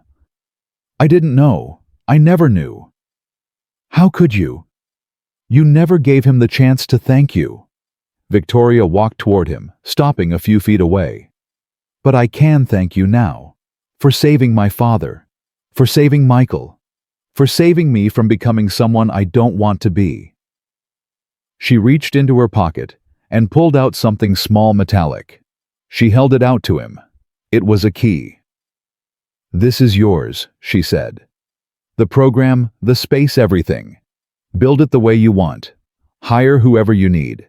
Change whatever doesn't work. Just make it something worth believing in. Marcus took the key. It was small in his palm, insignificant looking, but it represented something bigger than metal and tumblers. It represented possibility, hope, a future he hadn't dared to imagine. There's one condition, Victoria added. What's that? Amara gets first acceptance. I already spoke to Dr. Hayes. She's going to formally mentor her through the junior track. Your daughter's going to be a doctor, Marcus, a great one, and she's going to do it with every advantage we can give her. Marcus closed his fingers around the key. I don't know how to thank you. Then don't. Just make it work. Make it something my father would have been proud of. I will. Victoria smiled that new smile, the one that had been emerging more and more over the past weeks. Then we have work to do. Staff meeting tomorrow at 8. We're announcing the program to the whole hospital, and you're giving the speech. I don't give speeches. You do now. You're not invisible anymore, Marcus. Time to get used to it. She walked toward the door, then paused. One more thing. Michael Morrison is being discharged tomorrow. He asked if he could meet you. The senator's already written a letter to the governor about what happened here. I think the publicity is going to be significant. I don't want publicity. I know. But sometimes the world needs to see its heroes, even the reluctant ones. It reminds people that goodness exists. She opened the door. Think about it. That's all I ask. She left. Marcus stood alone in the room that would become the foundation of something new. He looked at the photographs on the walls at the desks, waiting for students at the simulation lab where future doctors would learn to save lives. He thought about his mother, who died before she could see him become a surgeon. He thought about Denise, who'd believed in him even when he couldn't believe in himself. He thought about all the soldiers he'd saved and all the ones he couldn't. And he thought about Amara, his brilliant, stubborn, unstoppable daughter, who was going to change the world. He was still standing there when the sun set, still holding the key, still trying to believe that this was real. His phone buzzed. A text from Amara. Dr. Hayes says I scored 94% on the practice quiz. I missed one question about the aortic valve, but she explained it, and I'll get it right next time. He typed back. I never doubted you for a second. Come home soon. Okay, I'm making dinner again. Please don't put sugar in anything this time. No promises. Marcus laughed out loud, the sound echoing in the empty room. Then he pocketed the key, turned off the lights, and went home to his daughter. The speech was scheduled for 8 a.m., but Marcus arrived at 6. He stood alone in the auditorium, staring at the empty seats, his note cards crumpled in his trembling hand. He'd written and rewritten the speech a dozen times last night, crumpling page after page, until Amara finally took the pen away and told him to just speak from his heart. "That's not how speeches work," he'd said. "That's exactly how speeches work," she'd replied. "You're not giving a TED Talk, Daddy. You're telling people why this matters, and you already know why it matters." She was right, of course. She was always right. But knowing why something mattered and explaining it to 300 strangers were two very different things. The auditorium doors opened behind him. He turned, expecting Victoria, but it was Edgar Morrison who walked down the aisle, his grandson Michael beside him. Michael was thinner than Marcus remembered from the operating room. Of course he was. He'd been unconscious and bleeding out at the time, but there was color in his cheeks and strength in his step. He moved carefully, still healing, but he moved. "Dr. Williams," Edgar said. "I hope we're not intruding." "It's not doctor anymore, just Marcus." "With respect, sir, you'll always be doctor to me." Edgar stopped a few feet away, his hand on Michael's shoulder. "Michael wanted to meet you before the ceremony. He's been asking since he woke up in recovery." Marcus looked at the boy, 17 years old, tall and lean, with the build of an athlete, eyes that held something older than his years. Near-death experiences did that to people. Marcus had seen it in soldiers barely old enough to shave. "How are you feeling?" Marcus asked. Michael shrugged. "Like someone reached inside me and rearranged my organs, which I guess they did. Dr. Chen did the actual surgery. I just talked him through it." "That's not what Grandpa says. That's not what anyone says." Michael stepped forward, away from Edgar's protective hand. "They say you saved my life. They say no one else in that hospital could have done what you did." "People exaggerate. People tell the truth when it matters. And this matters." Michael's voice cracked slightly. "I was supposed to die that day. The doctors told my parents afterward, if they'd waited for the other surgeon, if they'd tried to stabilize me and transport me somewhere else, I wouldn't have made it. You gave me maybe 30 years, maybe 50. A whole life I wasn't supposed to have." Marcus didn't know what to say. He'd heard versions of this speech before from soldiers and their families, from patients who'd survived against the odds. It never got easier. The weight of gratitude was heavier than people realized. "What are you going to do with it?" Marcus finally asked. "With what?" "The 30 years, the 50 years, the whole life you weren't supposed to have. What are you going to do with it?" Michael was silent for a long moment. Behind him, Edgar watched with tears in his eyes. "I don't know yet," Michael admitted. "But I want it to mean something. I don't know, matter somehow. Before the accident, I was just thinking about college and lacrosse and parties. Normal stuff. But now everything looks different." "Yeah, everything looks different." Marcus reached into his pocket and pulled out the note cards he'd been clutching. He looked at them, all the careful words he'd written, all the polished phrases he'd practiced, and then he handed them to Michael. "Throw these away for me." "What, why?" "Because I don't need them anymore. You just reminded me what I'm supposed to say." Michael took the cards, confusion on his face. "What are you supposed to say?" "The truth. That's all anyone ever needs to hear." The auditorium filled slowly then, all at once. By 7:45, every seat was taken. Staff members lined the walls. Victoria sat in the front row with the board of directors, her face calm, but her hands clasped tightly in her lap. Dr. Chen sat nearby with a group of residents who'd heard about the surgery and wanted to learn from the man who'd guided it. Dr. Hayes was there with Amara beside her, the 9-year-old practically vibrating with excitement at being included in something so important. Edgar and Michael took seats near the back, trying to be inconspicuous. It didn't work. Word had spread about Senator Morrison's grandson, and people kept glancing their way, whispering, pointing. At exactly 8 o'clock, Victoria stood and walked to the podium. "Good morning. Thank you all for being here. I'll keep my introduction brief, because the person you're here to see doesn't like long introductions. A ripple of laughter. 3 weeks ago, Marcus Williams was a janitor in this hospital. Today, he's the director of our new Healing Futures program. The journey between those 2 points is one of the most remarkable stories I've ever witnessed, and I'm honored to be part of telling it. Please welcome Marcus Williams. Applause filled the room. Marcus walked to the podium on legs that felt like they belonged to someone else. He gripped the wooden edges, steadied himself, and looked out at the sea of faces. His right hand trembled. He didn't try to hide it. "I had a speech prepared," he began. "I wrote it last night, revised it about 15 times, threw away most of it, and started over. My daughter finally told me to just speak from my heart. She's 9 years old, and she's smarter than I'll ever be, so I'm going to take her advice." He paused, gathering his thoughts. 22 years ago, I was a trauma surgeon in the United States Army. I served with the 28th Combat Support Hospital in Afghanistan, and I saw things that changed me forever. I operated on soldiers who'd been blown apart by IEDs. I held young men's hands while they died because there was nothing else I could do. I saved lives that should have been lost, and lost lives that should have been saved. That's what war is. That's what medicine is. You don't get to choose who lives and who dies. You just do the work and pray it's enough. The room was silent. 300 people held their breath. 15 years ago, I was injured in an explosion. Nerve damage to my right hand. The hand that had saved hundreds of people could barely hold a coffee cup. I was discharged, sent home, given medals I never wanted, and benefits that didn't cover my bills. My wife was dying of lupus.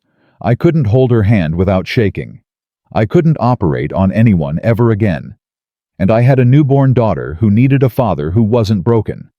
He looked at Amara. She was crying, but she was also smiling. I'm not going to pretend I handled it well. I didn't. There were years when I drank too much. Years when I couldn't get out of bed. Years when I prayed every night for God to take me too, because the pain of being useless was worse than any physical wound I'd ever suffered. Victoria wiped her eyes. So did Edgar. So did half the room. But I had Amara, and Amara needed me to keep going, so I kept going. I took whatever jobs I could find, warehouse work, delivery driving, maintenance cleaning. Not because I was too proud to do those things, but because I needed to prove to myself that I could still contribute. That I still mattered. That my value as a person wasn't defined by what my hands could or couldn't do. He lifted his trembling right hand, held it up for everyone to see. This hand saved a lot of people. It can't save anyone anymore. But that doesn't mean I'm finished. It just means I have to find new ways to help, new ways to matter. And that's what the Healing Futures program is about. He lowered his hand and gripped the podium again. There are kids out there right now. Kids like my daughter, kids from neighborhoods where college is a fantasy and medical school is a fairy tale, who have the talent and the drive to be healers. They watch doctors on TV and dream about saving lives, but they can't even afford the application fees for pre-med programs. They work 2 jobs to help their parents make rent, and by the time they're 18, the dream is dead. Not because they weren't good enough, but because nobody gave them a chance. His voice grew stronger. That ends here. That ends now. The Healing Futures program is going to find those kids and give them the chance they deserve. Full scholarships, real mentorship, hands-on training from the best doctors in this hospital. We're not going to wait until they're 18 and already defeated. We're going to start when they're young, when the dream is still alive, and we're going to nurture it until it becomes reality. He looked at Michael Morrison in the back of the room. 3 weeks ago, a young man asked me what he should do with the life he wasn't supposed to have. I didn't have an answer for him then. I do now. The answer is, give someone else the chance you got. The chance to live. The chance to grow. The chance to become something that matters. His voice dropped, but it carried through the silent room. That's what Henry Sterling did when he built this hospital. He survived something he shouldn't have survived, and he decided to spend the rest of his life making sure others could survive too. That's what his daughter is doing by funding this program. And that's what I'm going to do with whatever time I have left. Not because I'm a hero, not because I'm special, but because it's the only thing that makes the pain worthwhile. He stepped back from the podium. Thank you. The silence lasted 3 seconds. Then the applause started. Not polite measured applause, but something raw and overwhelming. A wave of sound that crashed over Marcus and left him struggling to breathe. People stood. People cheered. Someone was sobbing loudly in the middle of the room. Doctor. Chen was on his feet, clapping so hard his hands had to be hurting. And through it all, Marcus saw only one face, Amara standing on her chair, so she could see over the adults. Tears streaming down her cheeks, mouthing words he couldn't hear, but understood perfectly. I love you, Daddy. I love you too, baby. The reception afterward was a blur of handshakes and congratulations and business cards pressed into his palm. Marcus smiled and nodded and said thank you until his face hurt, but his mind was elsewhere. He was thinking about the 20 slots in the first cohort. 20 kids who would get the chance he was describing. 20 wasn't enough. There were thousands of kids out there who deserved this opportunity, but it was a start. Victoria appeared at his elbow, rescuing him from a pharmaceutical rep who wanted to discuss sponsorship opportunities. You're overwhelmed, she said quietly. That obvious? Only to someone who's been overwhelmed herself. She steered him toward a quiet corner. You need a minute. Take it. Everyone will still be here when you're ready. I'm fine. You're lying, but I appreciate the effort. She handed him a bottle of water. Drink this, breathe, and then come back when you can feel your face again. Marcus took the water. Thank you for all of this, for believing in me when you had no reason to. I had every reason. I just couldn't see it through all the walls I'd built. Victoria's expression softened. My father kept a journal. I found it last week in his desk. The last entry was written the day before he died. Do you want to know what it said? What? It said, "Today I finally feel like I've earned my second chance." The hospital is doing what I always dreamed it would do. Victoria is ready to carry on, even if she doesn't know it yet. And somewhere out there, the surgeon who saved me is living his own life, hopefully knowing that his gift wasn't wasted. I wish I could find him. I wish I could tell him that everything I built because of him. But maybe it's better this way. Maybe heroes are meant to be remembered, not found. Marcus's vision blurred. He was wrong, Victoria continued. Heroes are meant to be found. They're meant to be celebrated, and they're meant to keep doing the work even when it hurts. That's what you're doing. That's what we're going to do together. She squeezed his arm. Now drink your water and get back out there. You've got a program to launch. 2 months later, the first cohort of the Healing Futures program began their training. 20 students ranging in age from 12 to 17 gathered in the learning center Marcus had walked through that first night. They came from every corner of the city, from housing projects and immigrant neighborhoods and foster homes and single-parent households. Some had never been inside a hospital before, except as patients. Others had been in hospitals too many times, watching family members suffer through illnesses that better care could have prevented. Marcus stood at the front of the room, looking at their faces, nervous, hopeful, terrified, determined. He remembered feeling exactly the same way on his first day of medical school 30 years ago. Welcome to Healing Futures, he said. My name is Marcus Williams. I used to be a surgeon. Now I'm something else, something I'm still figuring out.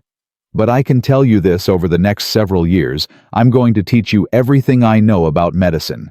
And more importantly, I'm going to teach you everything I know about being a healer. A hand shot up. A girl in the front row, maybe 13, with braids and glasses and eyes that missed nothing. Yes. What's the difference? The difference between what? Between medicine and healing. You said them like they're different things. Marcus smiled. This one was going to keep him on his toes. Medicine is a science. It's techniques and procedures and protocols. You can learn it from textbooks and practice it on mannequins.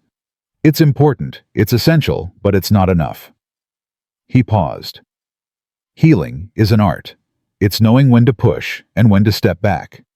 It's understanding that the person on your table isn't just a collection of symptoms. They're someone's mother, someone's father, someone's child. They have fears and hopes and a life outside this hospital that matters as much as what's happening inside. Healing means treating the whole person, not just the disease. The girl nodded slowly, processing. My grandma died last year, she said. Cancer. The doctors were really smart, but they never looked at her when they talked. They just looked at the charts. She said she felt like a number, not a person. What's your name? Destiny.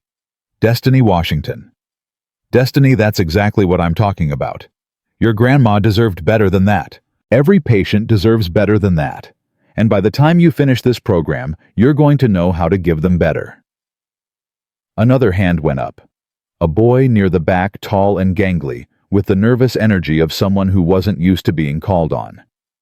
Yes. Are we really going to do surgeries like on actual people? Not tomorrow, but eventually, yes. You're going to observe surgeries. You're going to assist on procedures. And when you're ready, when you've put in the work and proven you can handle the responsibility, you're going to participate in ways that matter. Marcus walked toward the back of the room. What's your name?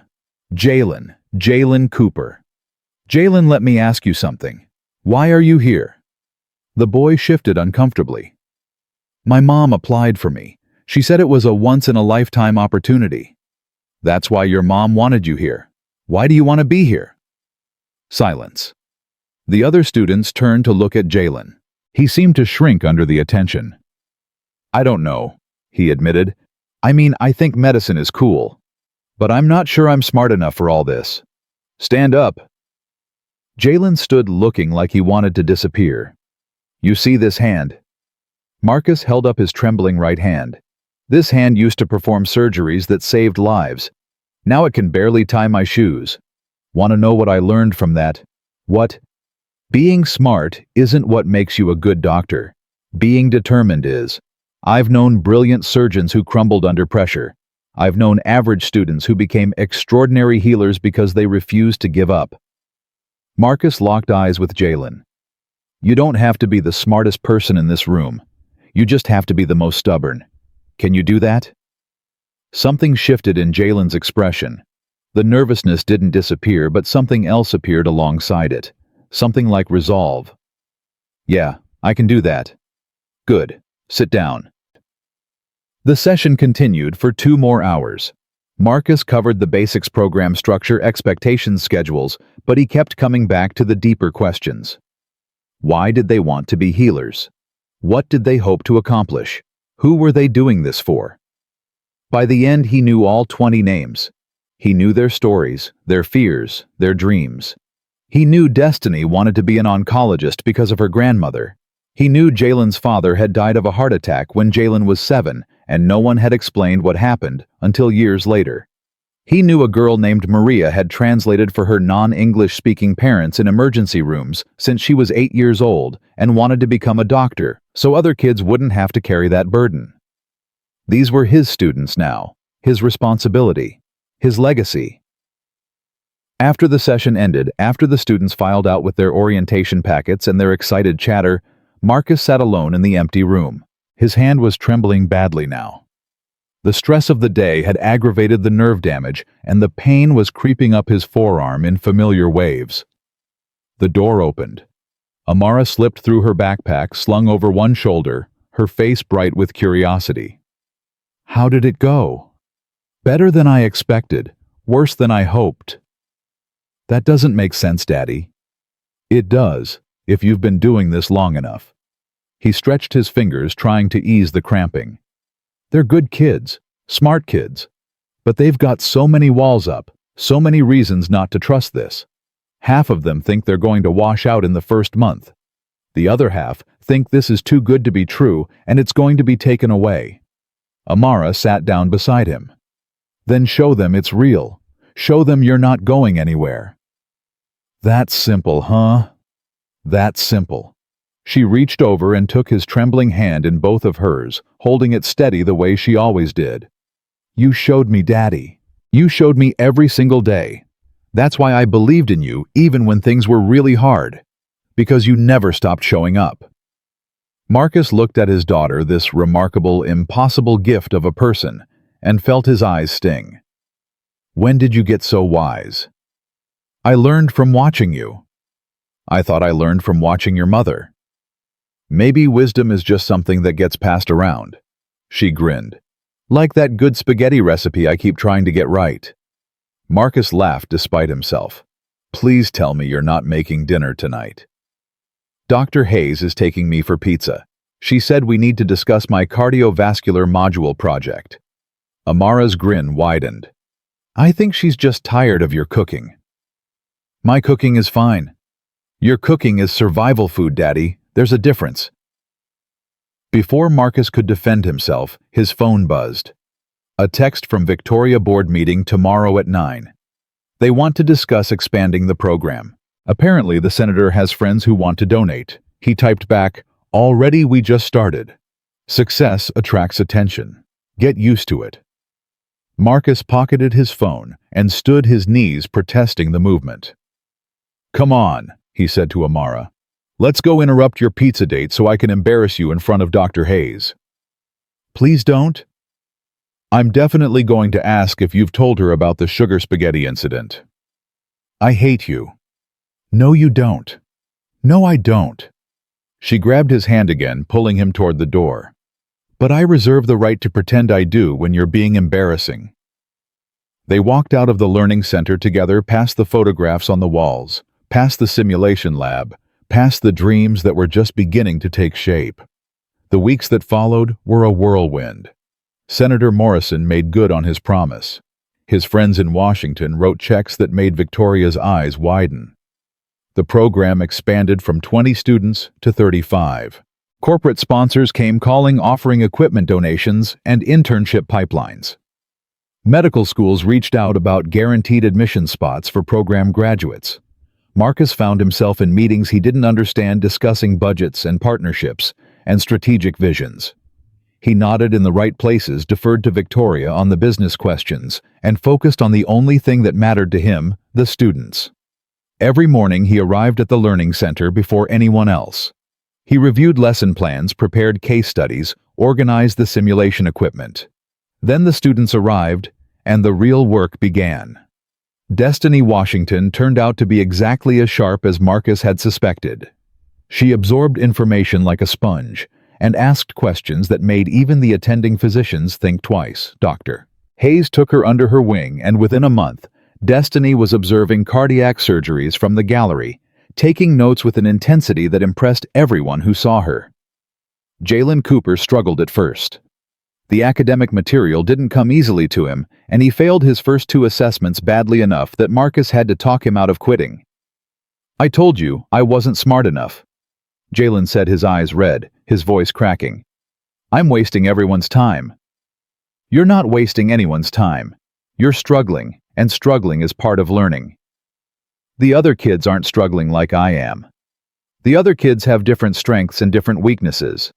Destiny memorizes facts like a machine, but have you seen her in the simulation lab? She freezes when things get chaotic.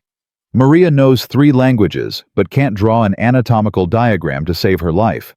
Everyone has gaps." Marcus leaned forward. "What matters is what you do about them." "What can I do? I study for hours and I still can't remember everything."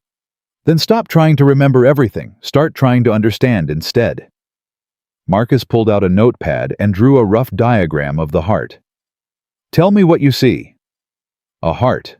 4 chambers, valves, blood flow.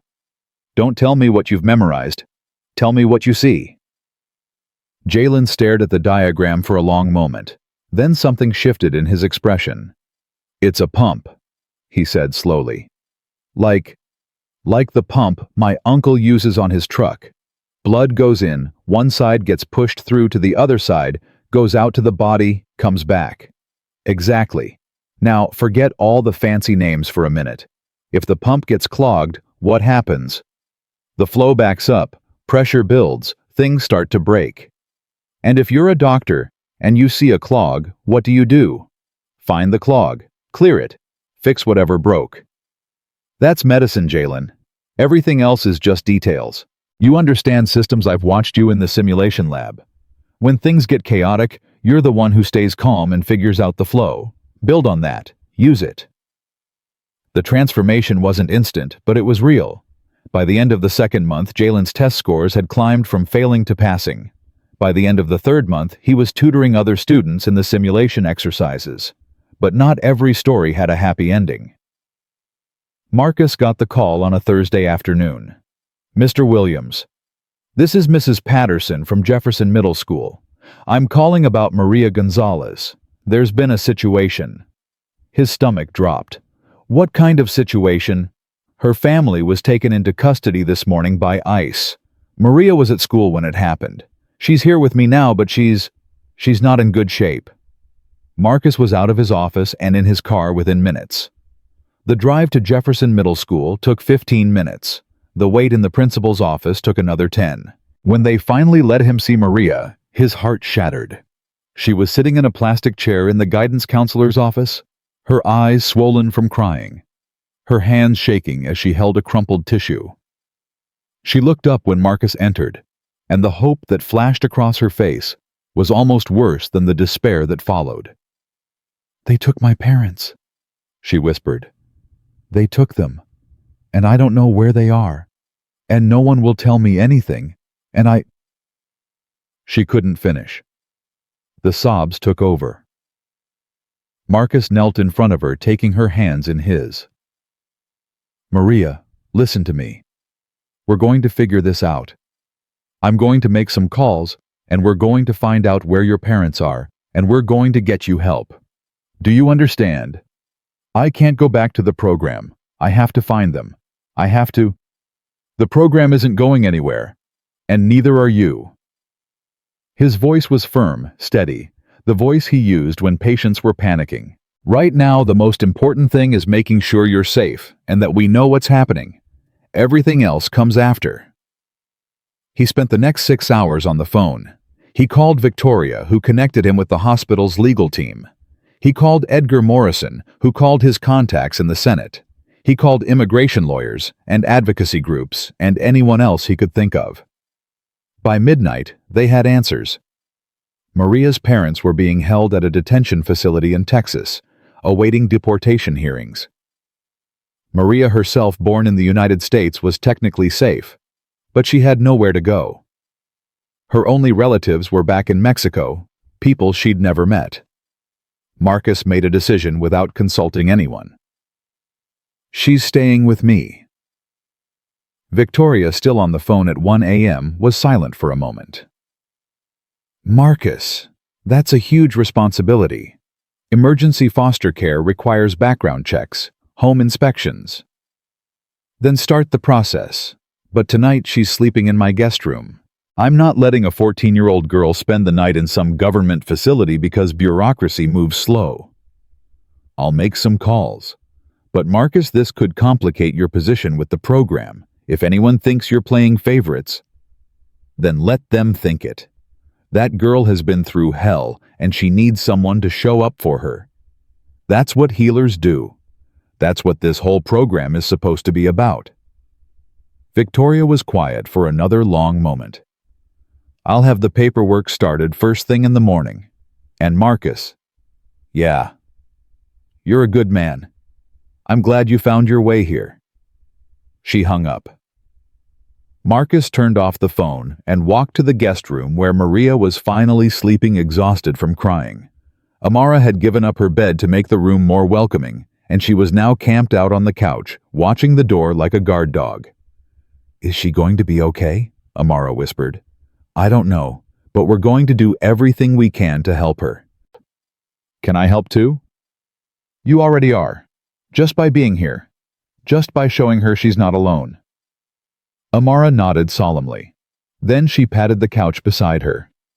"Sit down, Daddy. You look really tired." He sat. She leaned against him, her head on his shoulder, the way she used to when she was little and scared of thunderstorms.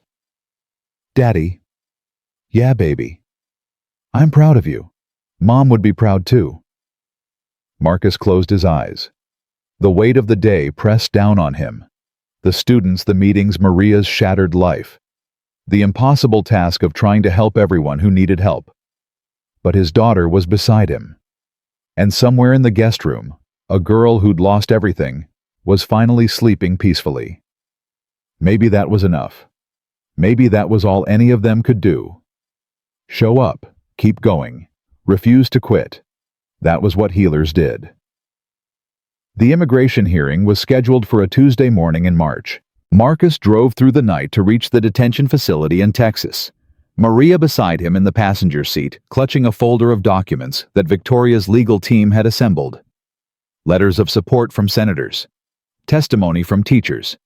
A formal offer of permanent foster care signed by Marcus himself. They hadn't spoken much during the drive.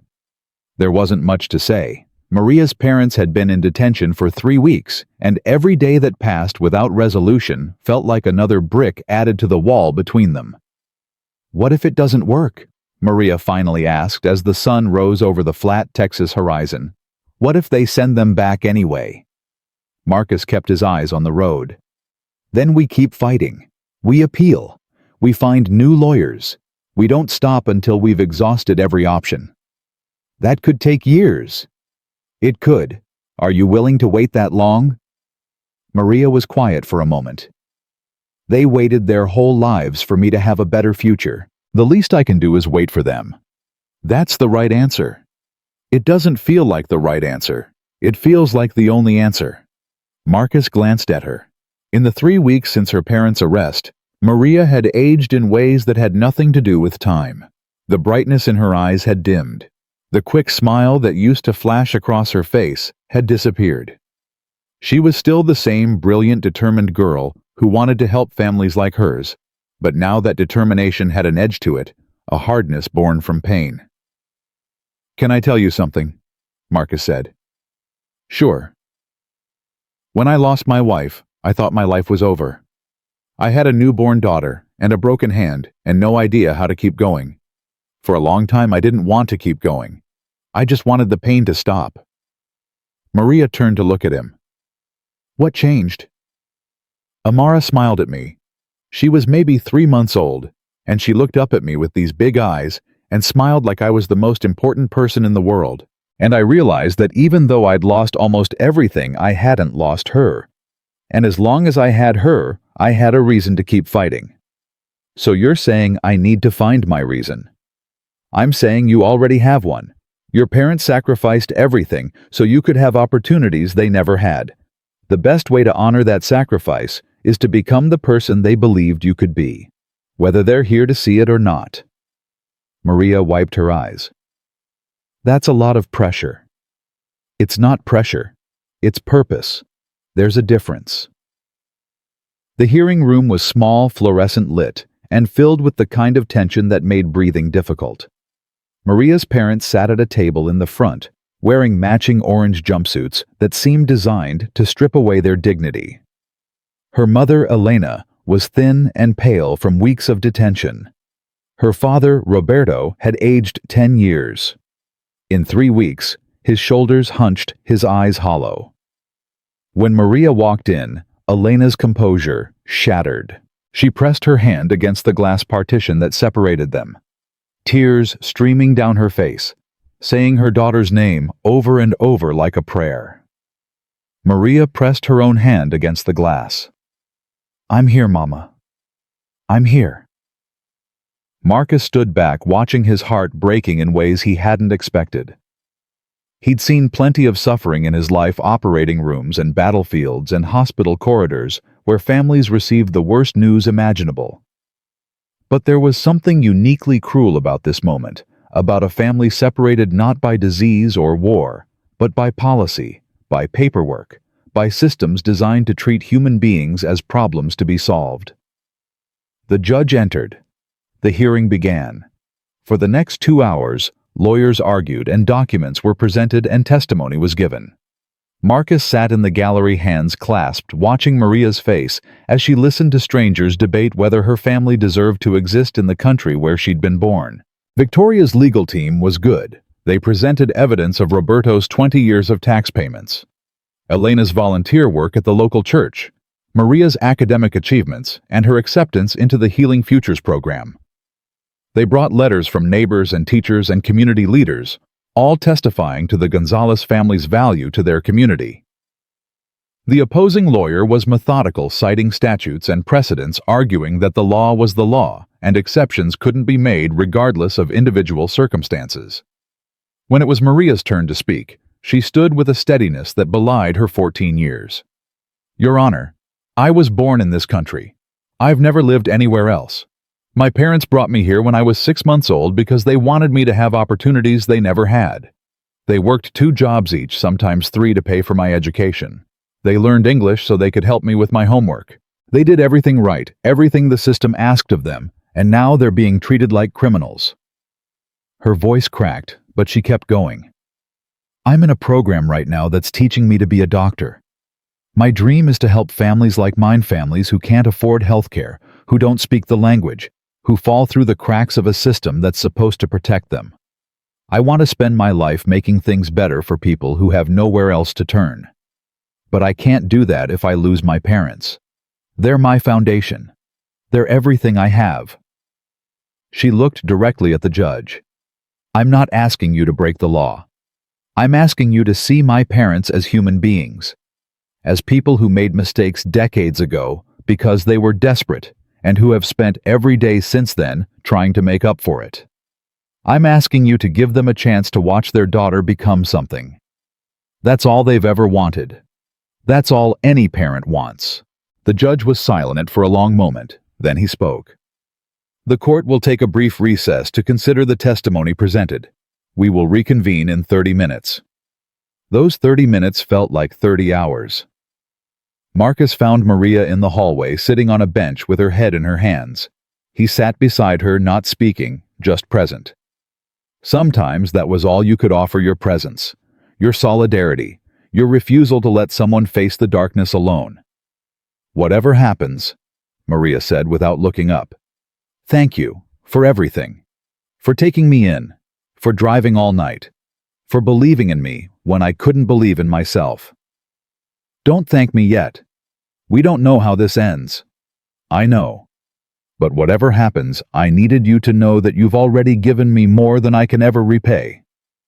You can repay me by becoming the doctor you're meant to be. That's all I want." The bailiff appeared in the doorway. "Court is reconvening." They walked back into the hearing room together. The judge took his seat. The room held its breath. After careful consideration of all testimony and evidence presented, this court finds that the respondents Roberto and Elena Gonzalez have demonstrated significant ties to their community and have made meaningful contributions during their time in this country. The court notes the exceptional circumstances of their daughter's situation and the potential impact of deportation on her future. Maria gripped Marcus's hand so tightly he felt the bones shift. Therefore, this court grants a stay of deportation pending further review of the respondents' case. They will be released into the custody of their attorney with conditions including regular check-ins and travel restrictions. A full hearing on their status will be scheduled for 6 months from today. Elena collapsed against Roberto, sobbing. Maria stood frozen, unable to process what she'd heard. "It's not over," Marcus said quietly. "But it's not over in the right direction." Maria turned and hugged him fiercely. "Thank you! Thank you! Thank you! Thank you!" "Don't thank me. Thank your parents for raising someone worth fighting for." 3 hours later, Roberto and Elena Gonzalez walked out of the detention facility in their own clothes, blinking in the Texas sunlight, like survivors emerging from underground. Maria ran to them, and the 3 of them stood in the parking lot, holding each other, crying, speaking in rapid Spanish that Marcus couldn't follow. He stayed by the car, giving them space, watching the family reunite with a mixture of joy and grief. Joy, because they were together again. Grief, because his own family would never have this moment. Denise was gone. His mother was gone. The only family he had left was a 9-year-old girl who was waiting for him back home. But maybe that was okay. Maybe family wasn't just about blood. Maybe it was about the people you chose to fight for and the people who chose to fight for you. Roberto approached him, hand extended. Mr. Williams, my daughter told me what you did, what you've been doing for her. Marcus shook his hand. Maria's an exceptional young woman. She would have found her way with or without me. Perhaps, but you made sure she didn't have to try. Roberto's eyes were wet.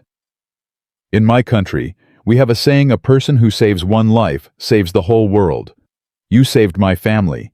You saved our world. I'm just glad I could help. You did more than help. You showed my daughter that there are still good people. After everything she's been through, she needed to see that. We all needed to see that. Elena joined them, taking Marcus's hands in both of hers. Her English was halting, but her meaning was clear. Our home is your home. Always.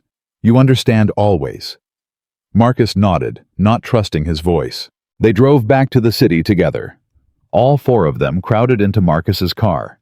Maria wedged between her parents in the back seat, like she was afraid to let them out of her sight. The conversation was a mixture of English and Spanish tears and laughter, questions about the past 3 weeks, and plans for the uncertain future. By the time they reached the city, it was after midnight. Marcus dropped the family at the apartment Roberto and Elena had lived in before the arrest. Their neighbors had kept it safe for them, paying the rent from a community fund that had been collected in their absence. Maria hugged him one last time before going inside. I'm going to make you proud, she said. I'm going to become the best doctor you've ever seen. I know you will. Now go be with your family. You've earned it. He drove home alone through empty streets, exhausted in ways that had nothing to do with the miles. When he finally walked through his apartment door, he found Amara asleep on the couch, a textbook open on her chest, a note in her handwriting taped to the lamp. Daddy, Dr. Hayes says I passed my advanced anatomy exam. Top score in the junior cohort. She says I'm ready for the simulation lab. Wake me up when you get home so I can tell you about it. I love you. A. Marcus read the note 3 times. Then he sat down in the chair across from the couch and watched his daughter sleep. She was 10 now. In a few years she'd be a teenager. In a few more she'd be in college, medical school, residency, her own career, her own life, her own family. He wouldn't be there for all of it. Time moved too fast, and he was already feeling the weight of years in his bones.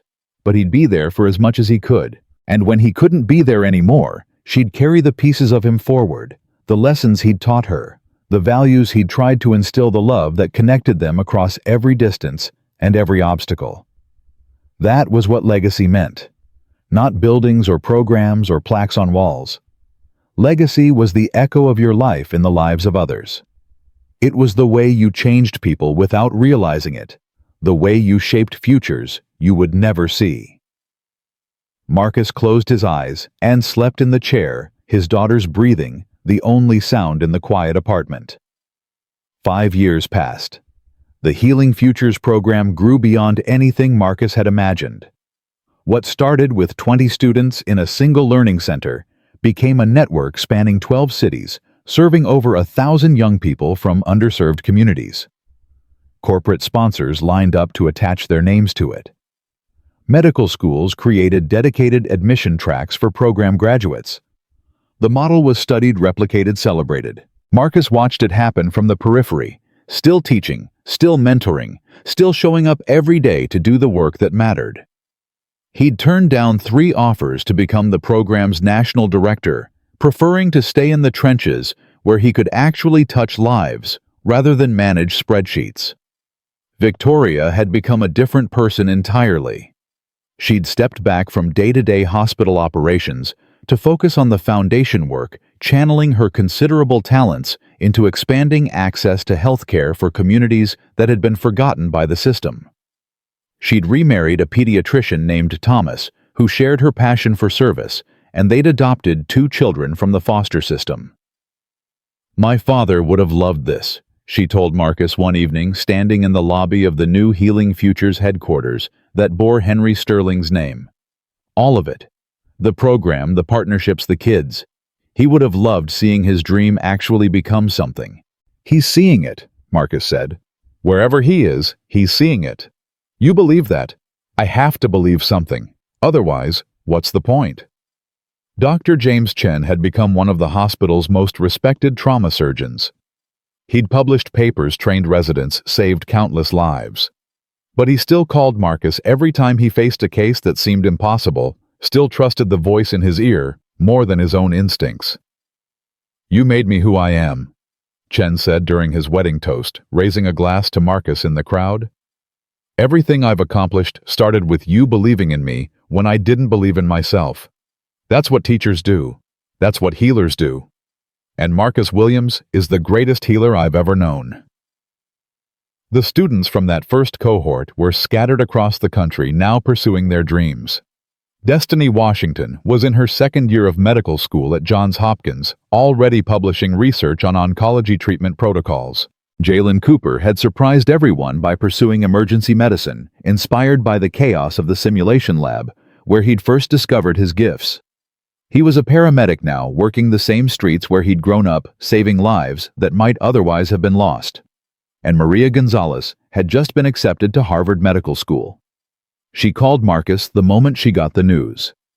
Her voice so loud, he had to hold the phone away from his ear. I got in, Marcus. I got in full scholarship, everything covered. I'm going to Harvard. I never doubted you for a second. I doubted me. Every single day I doubted me. But you kept telling me I could do it, and eventually I started believing you. That's not me. That's you. I just pointed you in the right direction. You did more than that. You saved my family. You gave me a home when I had nowhere else to go. You showed me what it means to fight for something bigger than yourself. Her voice cracked. My parents are throwing a party this weekend. They want you to come.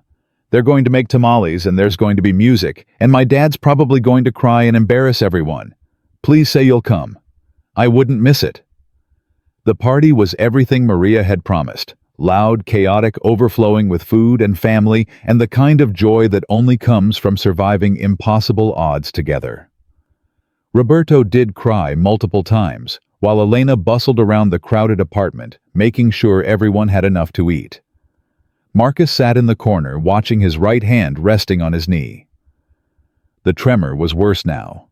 Age and nerve damage had combined to make even simple tasks difficult. He couldn't write anymore without his hand cramping. He couldn't hold a coffee cup without spilling. But he could still listen.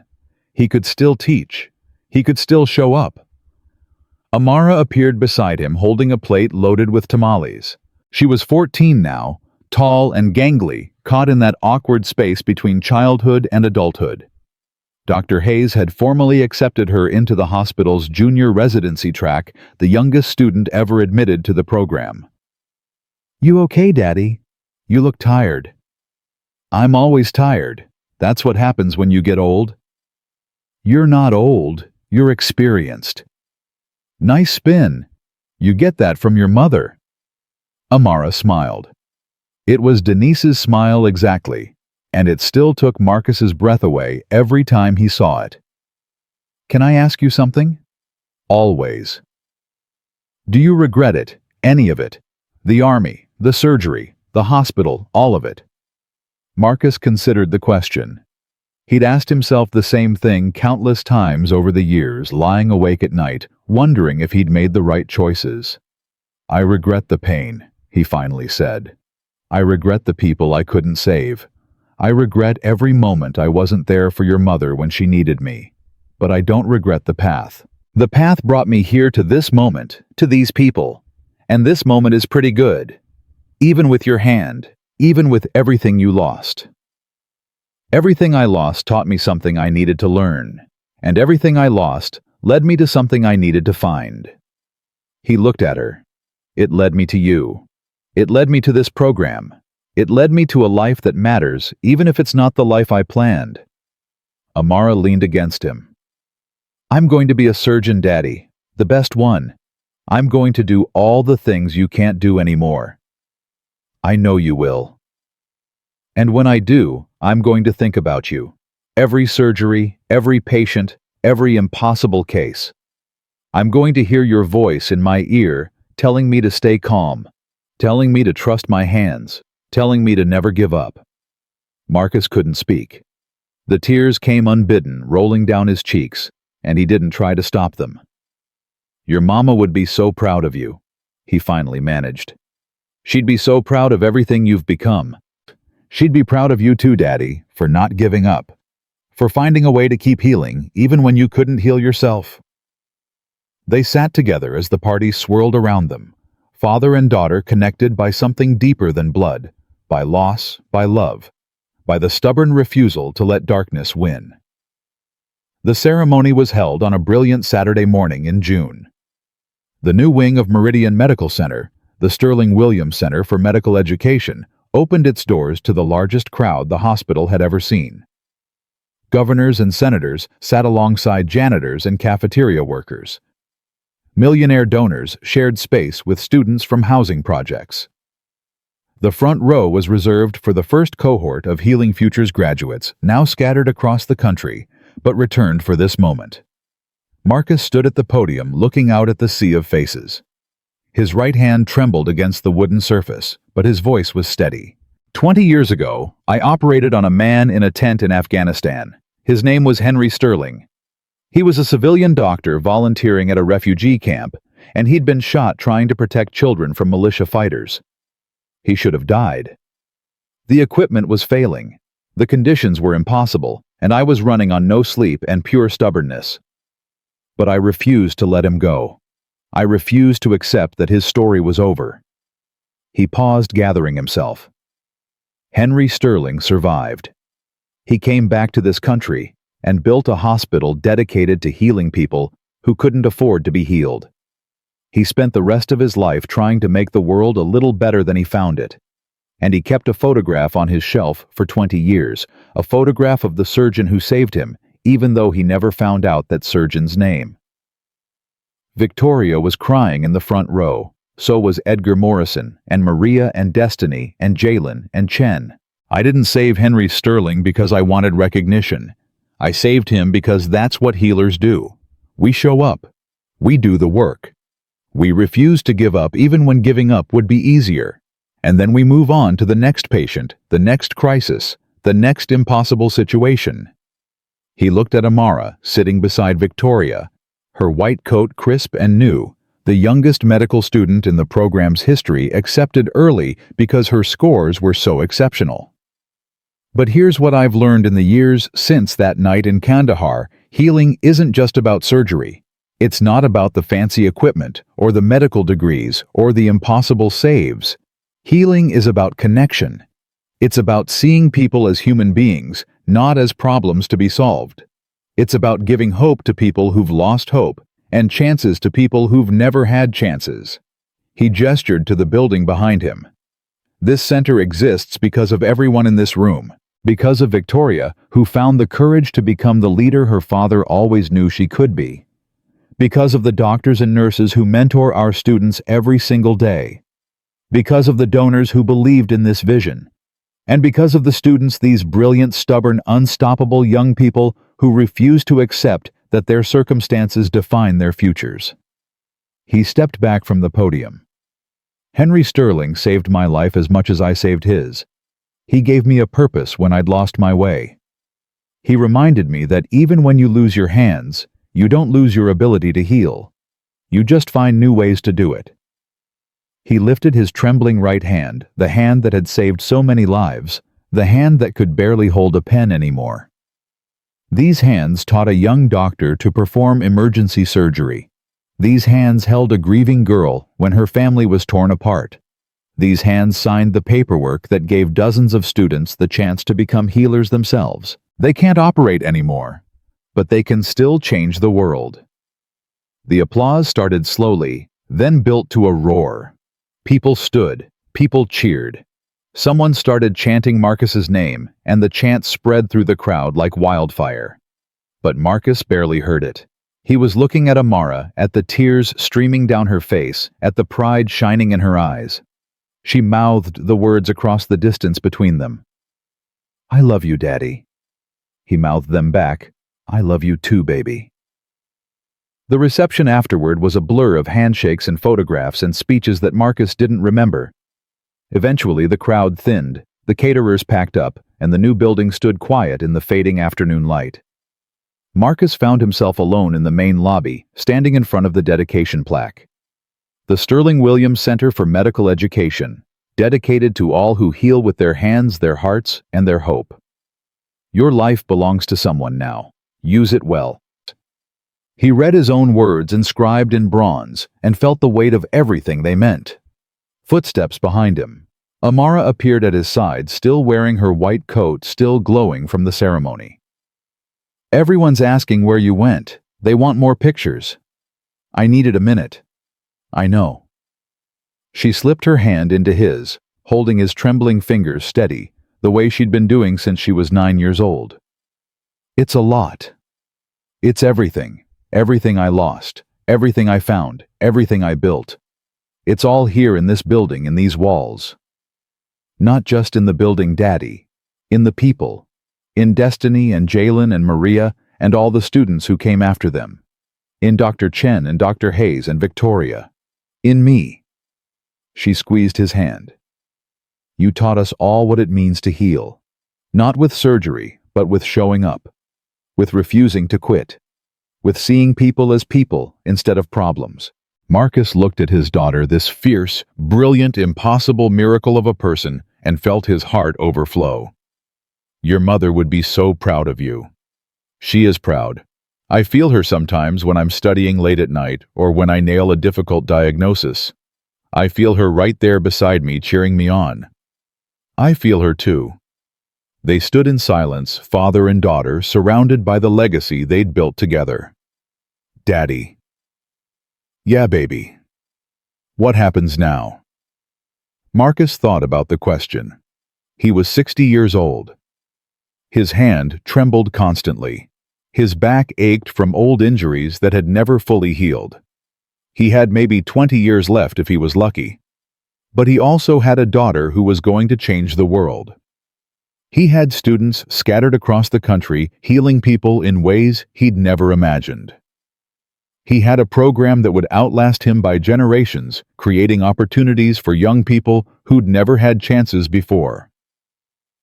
He had a legacy. Now we keep going, he said. We show up tomorrow, and the day after that, and the day after that. We teach the next class of students. We help the next family in crisis. We save the next life that needs saving. And when we can't do that anymore, then someone else will. Someone we trained. Someone we inspired. Someone who heard our story and decided they wanted to be part of something bigger than themselves. He turned to face her. That's what legacy means, Amara. It's not about what we accomplish, it's about what we leave behind. And what we leave behind is hope. Amara hugged him fiercely the way she'd been hugging him since she was small, her arms tight around his waist, her head pressed against his chest. I'm going to make you so proud, Daddy.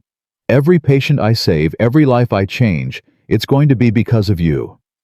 It's going to be because of you. I just showed you the door. You're the one who walked through it. They stood together as the sun set over the city, casting long shadows across the lobby of the building that bore their name. Outside, the world kept spinning, people getting sick, people getting better, people finding their way to places like this where hope still existed. Marcus Williams had lost his ability to operate. He'd lost his wife, his career, his sense of purpose. He'd spent years mopping floors in a hospital where he'd once been a legend, invisible and forgotten. But he'd never lost the thing that mattered most, the belief that healing was possible, that people could change, that even the most broken among us could still make a difference. He'd proven it with his life. And now others would prove it with theirs. That was enough. That was everything. The tremor in his hand would never stop. The scars on his heart would never fully heal. But Marcus Williams had found his way home, not to a place, but to a purpose. Not to a title, but to a truth. Healing wasn't about what you could do with your hands. It was about what you were willing to do with your heart. And his heart broken and battered and still beating after everything had room enough to heal the world.